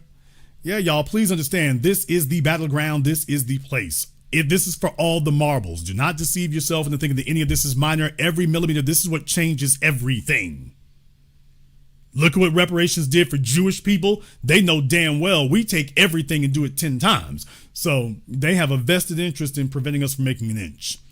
Okay, unmute yourself, Jonathan. Microphone, lower left-hand corner. How's it going, Jason? Hi, brother. What's on your mind? Yes, I was actually there at the fish fry with Black Alpha. I'm actually the one who sent him the flyer for it. And I don't know if he ever spoke on this, but while there were like a sprinkle of young people, it was mostly an older crowd though out there. It always is with James Clyburn, but the real thing is you've had younger folk who were showing up, and that's the thing he doesn't like. That tells you what the future is going to do. If you are focusing anything on this planet on the old, you're basically focusing on your doom, because there's not going to be more old folk like that. The younger where you need to focus on, that's going to be where the future goes. And also, I was just they had this little thing called Win with Black Men, and James Clyburn was on there. And one of the things he pointed out was the fact that he keeps hearing that a lot of people keep saying like Jim Clyburn is not really doing anything or he's not doing enough. And he's like, when people say that, just do your research or whatever. But well, that's new. Here's the message. That's new. James Clyburn didn't used to have to say things like that. James Clyburn didn't used to have to defend his record, brother. So I'm just telling you all, that's a sea change. If that happened, if somebody's got footage of it, I'd like to see it. But if that happened, brother, you do understand that's a change. James Clyburn didn't used to have to defend his record. He didn't used to have to say stuff like that. That was a given. So for that to be, if he said something like that, brother, that's super big. That's not minor. That's super big. Yeah, and also Mark Morial was also on the call too, and he was talking. Hell. Okay, here he comes with the damn. Here he comes with the damn Urban League and all that. So all right. Yeah, but I think my takeaway from the meeting today with them was they don't really know how to talk to the swing voter. Like you always say, man, getting Black Democrats to vote, that's not the issue for them. It's getting the Black swing vote to vote for them. And they don't know how to talk to them because they'll insult them, but then expect those same people to go out and vote for them. And it just doesn't work that way. Well, I mean, that's the playbook, though, brother. That's the only playbook that they have there. So it's not like they have a whole bunch of that going on. Please understand, James Clyburn is 85 years old. Nigga, what? 85, y'all. Him, Maxine Waters, all these folk we've been watching now for 3-4 decades, brother, they're octogenarians now. We way past bad knees and bad hips. We're way past that now. So James Clyburn in no way can represent the youth. He can't represent the young. This nigga is now representing the great-grandchildren, not even the grandkids anymore. He's representing the great-grandkids now. So when you think that over, just saying that number, hey, James, you 85, shouldn't you be somewhere seeing about your hip and the sciatica? Shouldn't you be somewhere seeing about that? Talking about running for office, nigga. You ain't running nowhere but the bathroom. That's the only place you running. You're not running for office. So what I'm telling you is that you can't say that age and not immediately can admit that you're out of touch, man. You should have already had a successor by now. The only reason for you to still be here at 85 is there's something you're trying to get for yourself. Yes, you sir. cannot say that you're staying there at 85 for us. Nobody sits in the same place for 4-5 decades for us. You're doing that for yourself now. Yes, sir. And I got one more thing. He talked about in the meeting today, he said that we had allies, and I had put in the chat, and I'm like, we don't have any allies. And he actually addressed my comment. He was talking about how like, oh, we do have allies. When they try to redistrict us, 12 Republicans said no to the redistricting in South Carolina. So he's saying that the Republicans are the Democrats' allies. Basically, yeah, because of the whole redistricting thing in South Carolina. But Well, I'm very glad that he's admitting that it's a uniparty. So what he's admitting is they're all part of the same party. So that's what that means. So Democrats, Republicans, there's no difference. It's all just one big amalgamous blob. So very glad he admitted to that, because that's what he's actually saying. It's all just one big amorphous blob. yeah, man. So no matter who you vote for, you get white supremacy. You vote Republican, you get white supremacy. You vote Democrat, you get white supremacy. No matter which way you vote, white supremacy gets elected no matter which way you vote. But yeah, man, I appreciate you for taking my call, man. It means a lot. Thank you very much for giving us a call tonight. We appreciate that. Yeah, like I said, now it sounds like he's saying that Jimbo Jangles was like on a Zoom call, I guess, or something. So if he wasn't there in person, if Andy Brashear was there in person and Jimbo Jangles was hiding, that tells you everything. That tells you everything. In the chat room, Mitch McConnell is retiring. He's not retiring nothing. Mitch McConnell can't walk. There's literal video of them carrying him out of the Senate. Mitch McConnell is not retiring. Mitch McConnell has been retired by Colonial Penn. Damn! So all these old ancient fossils sitting around there, the only reason you would be doing that, like Joe Biden. Joe Biden, y'all, what was he running for president for again? You all know it. He wasn't running for himself. He was running for his wife and his son to go steal as much money as they could before he got out of office. Donald Trump, another septuagenarian, going on octogenarian. What is he running for president for again? For what? Well, we all know, to keep himself out of prison, to keep his kids out of prison, to keep his friends out of prison. He's not running for you. He wasn't running for any of us. He was running for himself. So when they get this damn old and they are determined that they're not going to relinquish their hold on power, that's not for you. That's something they're doing for them. Let's go ahead and jump back over here on Zoom again. Let's see if we can get Andre up here on Zoom. Let's go ahead and see if we can get Andre up here on Zoom. Andre, I can give you a few moments here to go ahead and get on, and then we're going to have to go. Okay, we can give you a couple more moments here, Andre, then we have to go. If you're not going to be there, we're going to have to do something different. Okay, Andre, I can give you 3 more seconds, then we're going to have to move on. Andre, I can give you 1 more second, then we're going to have to go ahead and move on. Okay, Andre has been abducted. Let's go ahead and see if we can jump back over here on Zoom again and get Maurice. All right, Maurice, what's on your mind? How you doing, Jason? Real quick, what I want to basically say about is Mayor Eric Adams. One thing I basically always hated about him was that he tried to basically talk about black on black crime when it was the Democratic Party who, they're the ones who basically created the ghettos, and basically, took away basically any type of basically monies or anything else like that.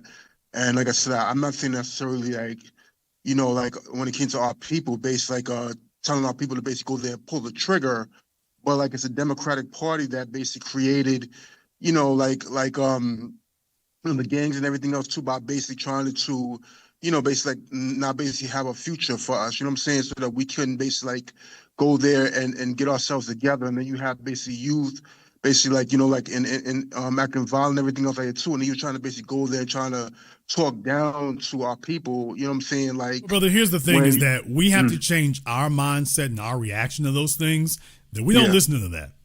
Don't say, you're not going to come to me talking about quote unquote black on black crime and y'all got damn me tunnels all up under New York where the rabbis got children being trafficked up in there. What?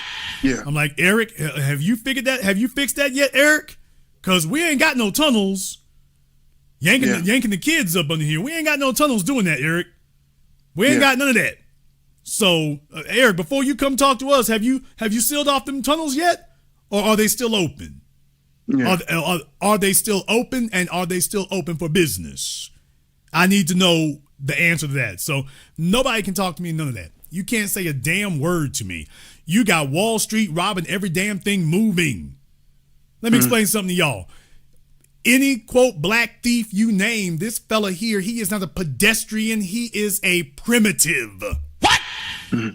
If you have to take a gun to rob people, dude, Goldman Sachs, could you imagine what they would think if you told them they had to stick people up with a gun?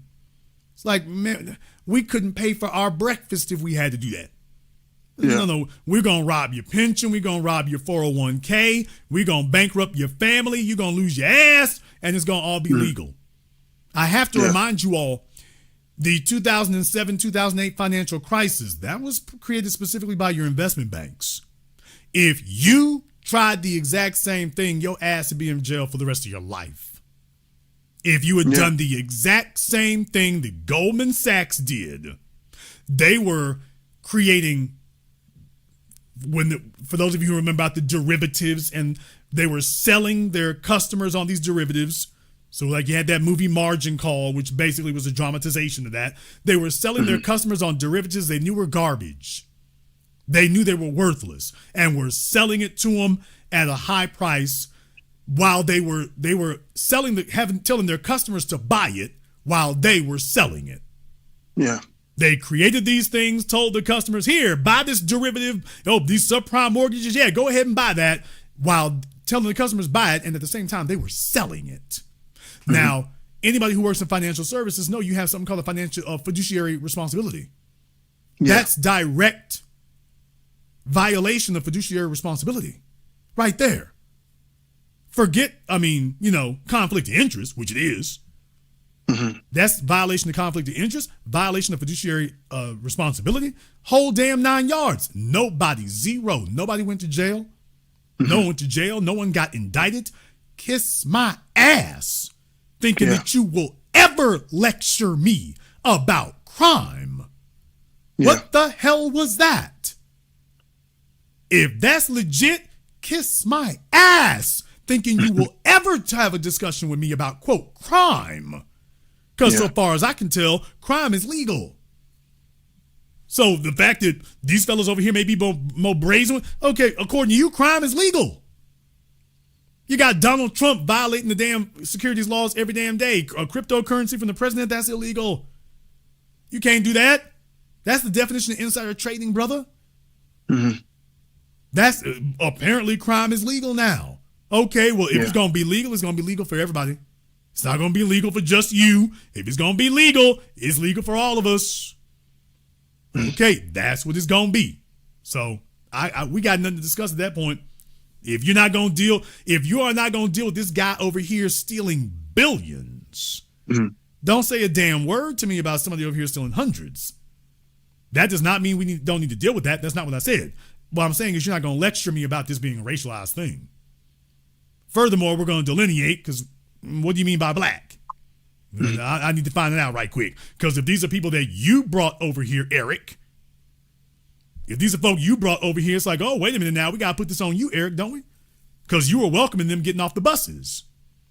Okay, well, if your people, Eric, is causing issues, we're going to discuss that. Because, Eric, you and me ain't from the same soil. So if it's your people causing issues, we have to have a discussion about that. So, yeah, brother, we have to shut them kind of conversations down and don't let them even get started with that. You have to be bold about drawing the line on these things. You got to be bold about that. And just one more thing, just like I'm glad you made mention of that.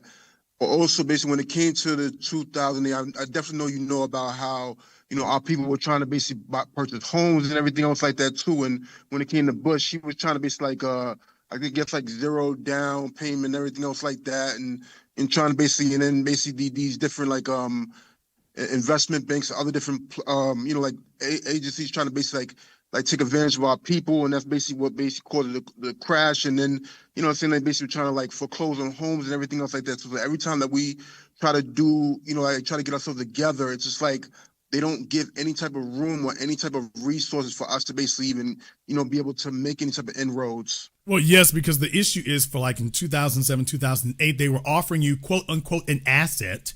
Why is it an asset? Because they say your home is an asset, or at least the banks can classify that as that. But the issue is it's not an asset. That's the problem. Or at least they control the asset. As long as you have a mortgage, it's not your asset. Yeah. So they were offering you a financial vehicle, telling you it was an asset, when in reality they control the asset. If our money was right, we would not need them to make any special programs or any damn thing where it's another trick bag. That's the whole point. The whole point is we had homes, we had neighborhoods. Y'all been practicing white supremacy. You have used legislation, regulation, redlining, and just outright thievery to steal our wealth from us. Restore our wealth to us, and we'll take care of the rest. And we don't need you controlling anything. There's the real thing. We don't need a government, because the real thing is you put that stuff into place, you repeal Glass-Steagall, and all you really did was create a slush fund to sit up here and enrich the white banks and the white investors and so on and so forth, which is what it's been. We don't need them for that. Restore our damn wealth. We'll take care of the rest. Thank you very much for giving us a call tonight. We appreciate that. We have always taken care of that. We don't need to make a special dispensation. We can do that ourselves. All right, I'm a woman. You're here on Zoom. What's on your mind? Hey, so I was calling in. I just wanted to touch on a couple of points. Of course, thank you for everything that you always do. But I was just wanting to touch on the fact that, you know, some people are going to be totally gung-ho on one party, but I do think that we do need to pay attention to who wants to be about our agenda. And it's just very important to understand that anyone that is willing to go out there and put our points as their agenda, for in some cases that is a sort of political, I wouldn't say like target, but it lets it be known that that particular person is going to advocate for that particular agenda. So I think for, you know, us, we need to keep an open mind and also pay attention to the fact that with the fact that we have swing voters that are now Black American, the Democratic Party now not only has to worry about the immigrants that come over here and tend to swing back and forth, but they have to worry about that with our party too, with us previously being the base of their party. So I really think that, you know, we need to keep in mind that this is a time for us to truly leverage our vote and understand how important we truly are to political change and like. Well, it's on with social change as well, because I know a lot of people use that phrase, but that's why I started the program talking about for the Catholic Church, for example. That's a direct response to social change. That doesn't require an election. That doesn't require, you know, an election year, an off cycle or whatever. It doesn't require a candidate. That is the Catholic Church responding to the social pressure. And that, I'm telling you right now, that's a bellwether moment that shows you the politics eventually will follow because they have to. You cannot have the leader of the Roman Catholic Church saying that this is the position. He's not moving away from us. He's moving directly towards us. So you can't have something like that occur, and the rest of the church got to go along with it because he's not going anywhere anytime soon. So the rest of the church is going to have to go along with this, and this is going to be their position going forward here. So they waited a few hundred years, but that's what their thing going forward. So when we have conversations with other people, whether it's Candace the Coon Owens or whatever, this is the society moving in our direction, squarely on our side. This is directly in our camp right here. This gives you the ability. You can't claim that this is a fringe position and the Pope is saying it. That's not a fringe position. You can dislike it, you can disagree with it, so on and so forth. You can't claim this is a fringe position and the Pope is saying it. You can't claim it's a fringe position and candidates are saying it. You can't say it's a fringe position and it's on the ballot in multiple states or it's in discussion in multiple states. That's not a fringe position. It's starting to sound like you the fringe when you start arguing against that, or you're a dead ender. But that's the kind of thing that you want to see. Thank you very much for giving us a call tonight, sister. We appreciate that. Let me see if we can get Superpower Media up here on Zoom for me here right quick. I want you all to understand how to properly categorize these things. Properly categorize these things. Don't misunderstand what you're looking at. Superpower Media, what's on your mind? Jason, the new black media runs the yard, and it has been proven. The hard work that we put in, that you put in, and that others put in, man, it's coming to fruition, man. Because what's going on, the new black media is like kryptonite to these bastards. They don't know what to do. They don't know how to handle us anymore because we brought the agenda. We didn't let a politician bring the agenda. We didn't let the bootlicks or these coons out here bring the agenda. We brought the agenda. You go, like you said, cut the check. When you came up with that slogan, cut the check, man, there's no way around it. You can't go over, you can't go under it, you can't go around it. You got to cut the check or else. And I want to warn black people, if you see somebody walking up on you with a Clyburn shirt on or NAACP shirt on, man, them people already been compromised. You look at them with a side eye and you let them know, hey, we found that you're black Americans. This is what we want. This is what we're going to get. Yeah, I mean, look, it's not a minor thing in that regard. If stuff was solid, they would not be defending themselves. They're defending themselves specifically because it's not. They're defending themselves specifically because the winds have changed. They don't have all the old church black folks like they used to. They don't have that. And furthermore, the priorities have changed because a lot of the old niggas have had to get behind what we're doing. This is the issue. Nobody is out here today stomping for integration. No one is out here today stomping for affirmative action. Nobody's out here today stomping for scholarships. All that old bull jive, the Jefferson stuff they was doing. We're not doing that. That's not on the agenda. That doesn't have any energy. That doesn't have a following for it. We on something different. We're on something new. And so even with the old niggas, you can't really get an audience if you still talking about that same old mess. So that's why I said, y'all, Roland Martin, as soon as the election was over and whatnot, he starts talking like me. Of course, because he has to. If he could just talk the way they were before, they would just leave it at that. That's not resonating. That's not resonating. There's no audience for that. All the old folk telling you there ain't no problems. We just need to vote Democrat so everything's fine. We need to vote Democrat so we can maintain, which is what they're really saying. Everything's great. Everything's fine. We just need to vote Democrat to maintain everything being great and fine. And you and me like everything's hell out here. What, you want to maintain this? The old niggas like, yeah, everything's fine. I got my pension and my blood pressure medicine, my diabetes medication, everything great. So just remember, us agitating, they're like, okay, well, you're going to change the focus. You damn right. Well, I don't want to never have to pay my diabetes medication. Nigga, put down the cookies. And deal with it, nigga. That's what I can tell you right there. I mean, the diabetes wouldn't set in. It's always, okay, one moment. I'm just saying, y'all, it's always some old niggas at Baskin Robbins. Cookie! You go to Krispy Kreme, it's always some old niggas waddling up in the Krispy Kreme. When I was traveling out of town, I drove by two of them. It's all on a Sunday. It's always the old niggas be camped out looking for the hot sign.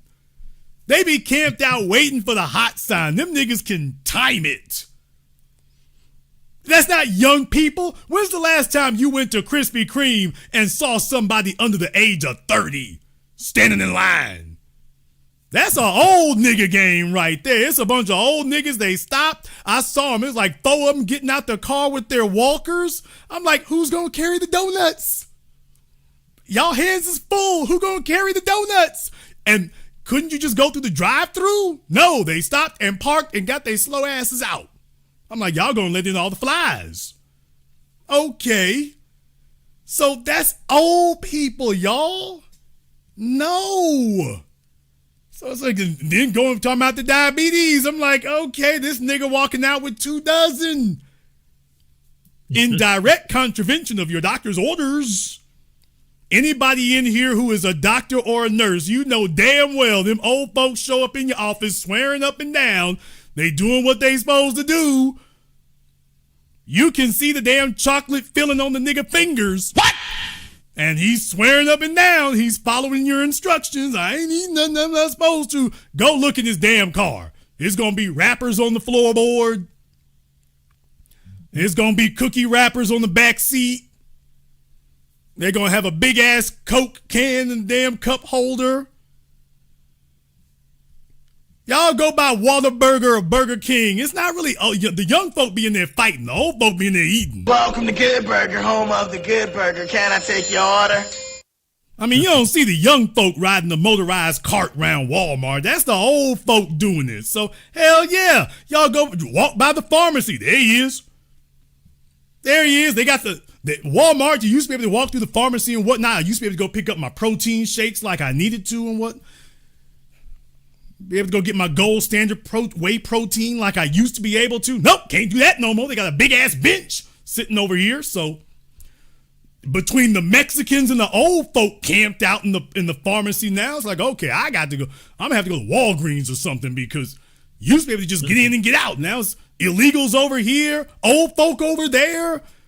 They put two big ass black benches right there in the middle of it. What the hell am I supposed to do with this? Legitimate customers can't get through here because the Medicaid niggas is blocking the damn pharmacy. So I'm like, okay, can y'all put a bench for these niggas over here in Home and Garden? Can we do that? Like, can you walk it over there for them? I'm a legit customer and I can't get to my protein. I can just walk in and walk out. I got to wait for the illegals to get out. So I'm just saying, when y'all think about it, yeah, they got to keep hitting up the budget. And as long as I get my Medicaid, my Medicare, okay. All they hear is, well, reparations, where the money for my Medicare and Medicaid? Man, damn your Medicare and Medicaid. Slash the damn budget. Cut the check. I'll let you have the last word. And that's the problem they running into, Jason. Like, these young folks, they looking at their pocketbook, man. They're looking at their bank.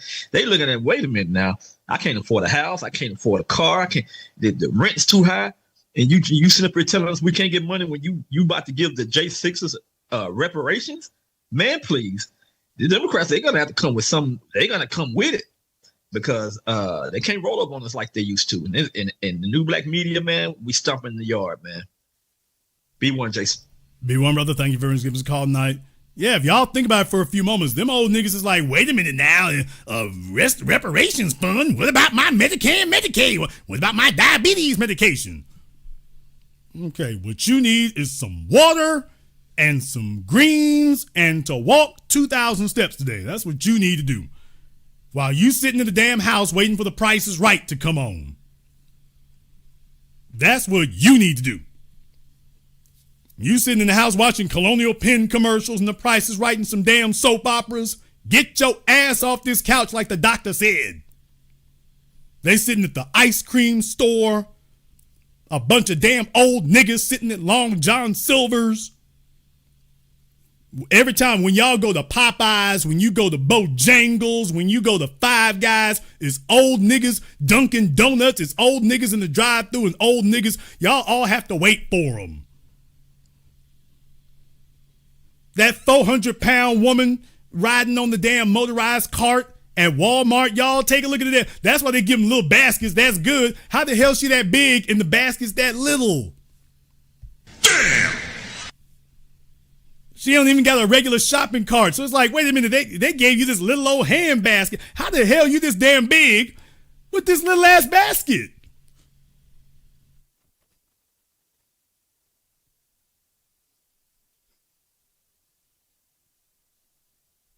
This ain't nothing but high carbs.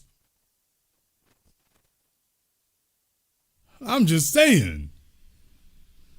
So yeah, you got the smallest basket in the store, but the biggest caloric intake. How the hell is this happening? She heading straight for the aisles. You ain't never seen one of them fat folk in the produce section. You ain't never seen the fat folk on the motorized cart in the produce section. They going straight to the bakery, straight to the aisles. And how are the damn batteries dead? What? And the shopping cart battery is still dead.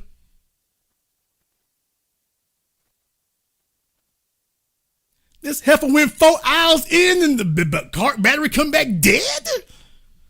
I mean, I guess you overstressed it. It's just like, okay, it's got a weight limit. And then coming to us talking about, well, we don't need and cut the budget. And man, hell with that. I'm not going to tell these young people to respect that. Hell no, push her big ass out the way. Can't you see she well fed? She's sitting over there in the damn pharmacy. She needs to be sitting back there by the damn treadmill section. Damn this. The doctor gave her, nigga, I can give her the prescription. I know what the hell to tell her. I don't know. It's some little old, you go to church and some little old folk and now they got the big ass van to take them. No.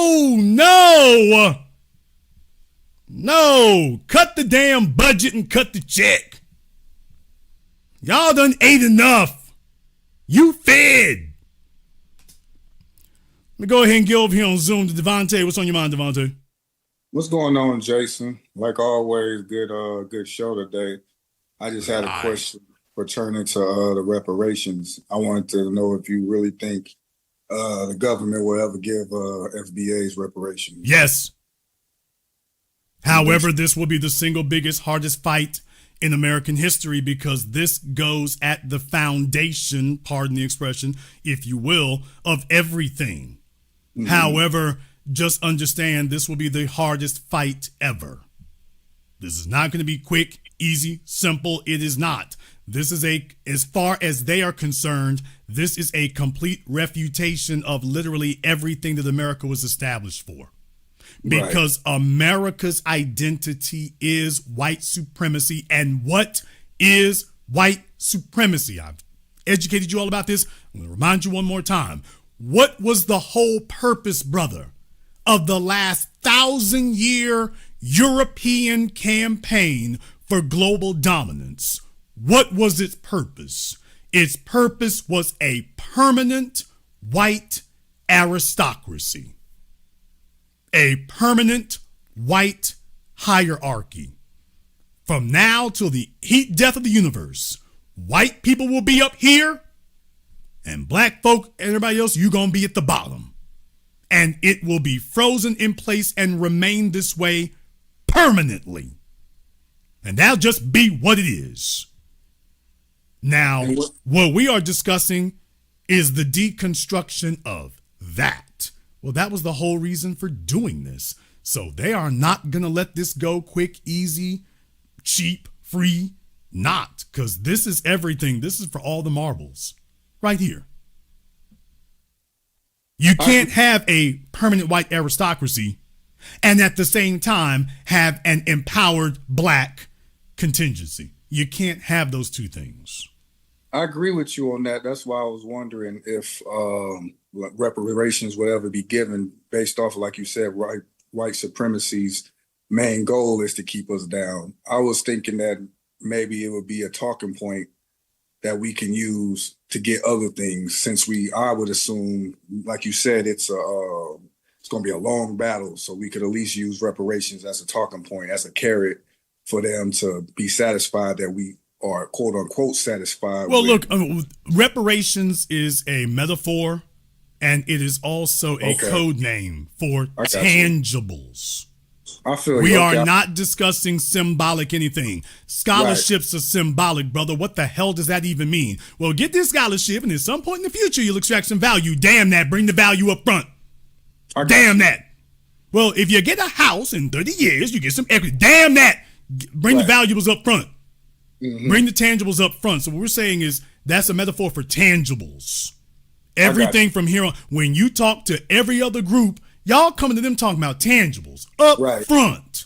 Mm-hmm. You come to us and start talking stupid. No, you gonna come to us with the tangibles talk up front.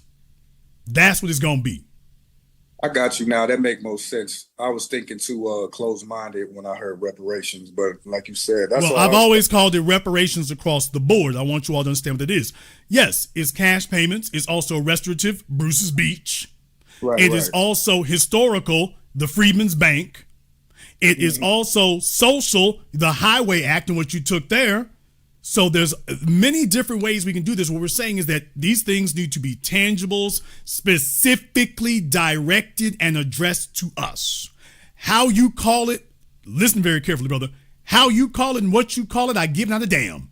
Right. I don't give a damn if you call it Dr. Pepper and chocolate sundae. Call it whatever you want to, as long, and by the way, that's how they do everybody else. Do y'all realize how much fraud, waste, and abuse is in the government sending money to folks around? Never calling it what the hell it is. I mean, it's all kinds of crazy names for it and whatnot. They just broke up this thing, I think, in California, Cars for Kids. They was sending money to the Israeli army. Okay, I don't give a damn what you call it, so long as the result is tangible. So we need to be focused on that, because that's how other folk can do that. These other groups, you don't even have to call it nothing, and they still get the job done to get the results done because they know what their goal is. When we need to get solidified and stop having silly discussions about what the goal is, we understand what the goal is, and from there, as long as it's delivered, it doesn't matter what it's called, because we know what we want passed. So as long as it is specific, tangible, specifically to us, the job will get done, no matter what you call it. And I appreciate the understanding. That makes I got a better understanding of it, because when I hear or what I see, especially when Biden administration, when they passed that act for the Asian people, the discriminatory act or whatever the fuck it was, I feel like that was like the biggest slap in the face. So I'm like, they really ain't really trying to give us anything as far as tangibles go. So I'm thinking like, okay, reparations seem like you said, what my idea of reparations seems like a far-fetched, long, hard battle, like you said. But from what you said, tangibles is basically what you're saying. So I'm on the same page as you. Yeah, and here's the thing: when you talk about what they did for the Asians in New York and whatnot, remember the city had something set up for new Asian businesses. So ain't nothing for the black businesses been here forever with y'all shutting them down and harassing them and every damn thing else. But when it comes to everybody else, you deliver intangibles. Now I'll go a step further. Okay, let's just say these folks do need that. Okay, because people do need tangibles. All right, the problem we have is that y'all delivering to everybody except us. You are singling us out for denial. You're not lumping us in and passing a bag. When you passing the bag to everybody else, it's not like you passing us a bag along with them. Kamala Harris, the tide is not lifting all boats because you're passing a bag to everyone except us. You're singling us out for exemption. You're singling us out to not give us anything. So it'd be different if you handed something to the Asians and then handed something to us. This would be a different argument. You handed something to the Asians and then told us we ain't got nothing for you, though. Now, that's the problem. Exactly. I feel you. That's all I want. I wanted a better understanding of what reparations meant for you. Now you got it. Thank you very much for giving us a call tonight. Tangibles, tangibles, tangibles, tangibles, tangibles. When you talk to every damn body else, you deliver tangibles. Okay, you talking about them folk need something. All right, I'm not even going to argue with that. Damn it, we need something over here. And if you found the time and the resources to hand a bag to them, damn it, where's our bag? Okay, fine. Hand the Asians their bag, hand the Jews their bag, hand the Arabs their bag, hand LGBT their bag, and hand us ours. The problem is you are denying us. You handing a bag to everyone and then singling us out and saying, oh, no bag for you. And we're the ones in the worst condition, targeted by all these other people that you handing bags to. They're using theirs to target us. And meanwhile, you ain't handed us a bag at all. So that's the discriminatory part of it. How the hell everybody else deserves a bag except us? And we're the only ones who actually need one? That's the slap in the face. Not so much that they handed the Asians a bag, but by the way, hey, you denying us one. How are they worthy of one and we're not? On account of the fact they're in a far better position. So how is the guy in a far better position? Oh, he needs this. Okay, what about us? Nah, you niggas just need to work. Well, okay, well, tell him he needs to work then. If you're not going to hand a bag to everybody, damn it, don't hand one to anybody. And that includes Elon Musk and Larry Ellison and all these other people getting money given to them to build their data centers and to build their car plants. We've covered this ad infinitum. The federal government gives money to white businesses all the damn time. The federal government props up white businesses every day. Shout out Peter Thiel. Y'all sit up here and set up a bag to literally every damn body else. We show up and you say, oh, no, we can't just give you money like that. You gave these other folk money like that. The CIA has a whole damn investment fund. Shout out Palantir. For those of you who did not know, the CIA has an actual investment fund. That's how Palantir got started. Not from Wall Street, from the CIA. It has its own investment fund. Okay, but they would only talk to Peter Thiel. So Peter Thiel, who was already sitting on billions, he can get mobbed up with the CIA to help fund his next venture. You show up and they're telling you, oh, nothing for you, though. Get your asses up out of here. Donald Trump, here he is sitting at the damn government trough today. While they're telling you you're lazy and you shouldn't be asking for nothing. And all these other folk are sitting there enriching their damn families for generations. The slap in the face is you telling us everybody else gets a bag except the most needy people in the room. They don't get one.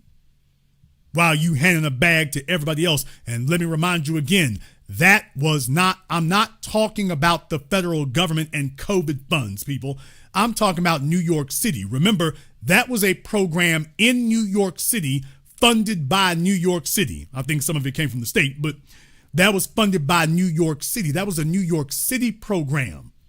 They had a specific New York City program for Asian businesses in the city. And I'm like, well, I'm so glad that that's how y'all doing things, because you got millions of dollars for Asian businesses.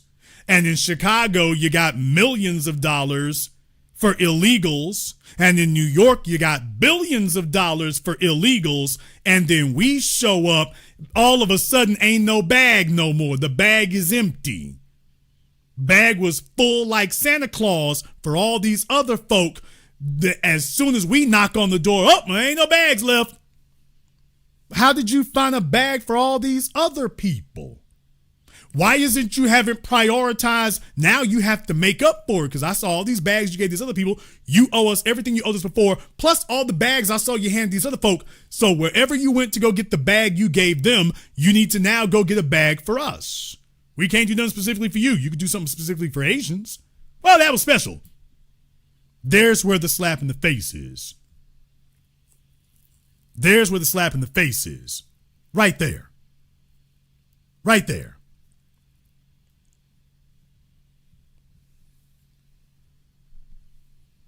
And so for all these other folk and whatnot, when you're sitting in Jamaica and places like that, please understand you're not going to be able to get things straight until we get things straight.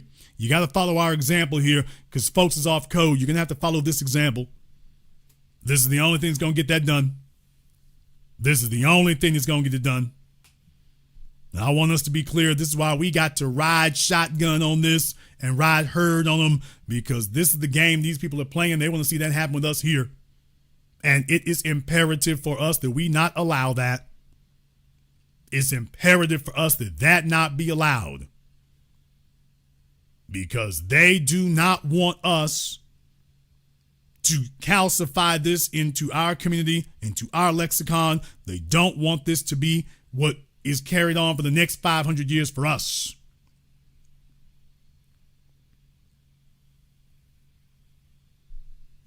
They don't want it to be that.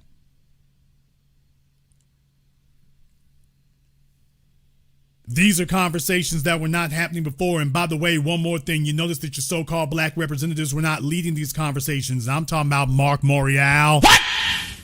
These other folks were not leading these conversations. All they want to talk about is setting up some damn nonprofit so they can do stuff for themselves and go get themselves some side babies. They were not leading these conversations. That's why I know we're not listening to them today. They had decades to lead these conversations. So at this point, since you would not lead the conversation, nor would you participate in the conversation, you ain't going to come in and hijack it now. You had nothing to offer then. Guess what? You got nothing to offer now. You had your chance to contribute. You chose you would not do so. You don't have a say anymore. You don't have a say anymore. That's what it's going to be. You don't have a say. On account of the fact you didn't use the one you had. So don't worry about it.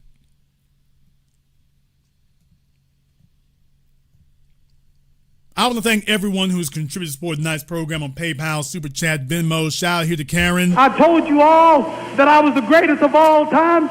I told you today I'm still the greatest of all time. Shout out to Karen on Venmo. Thank you very much for your support tonight, sister. We appreciate that. To KB Free KQ6BU. Thank you very much for your support here as well.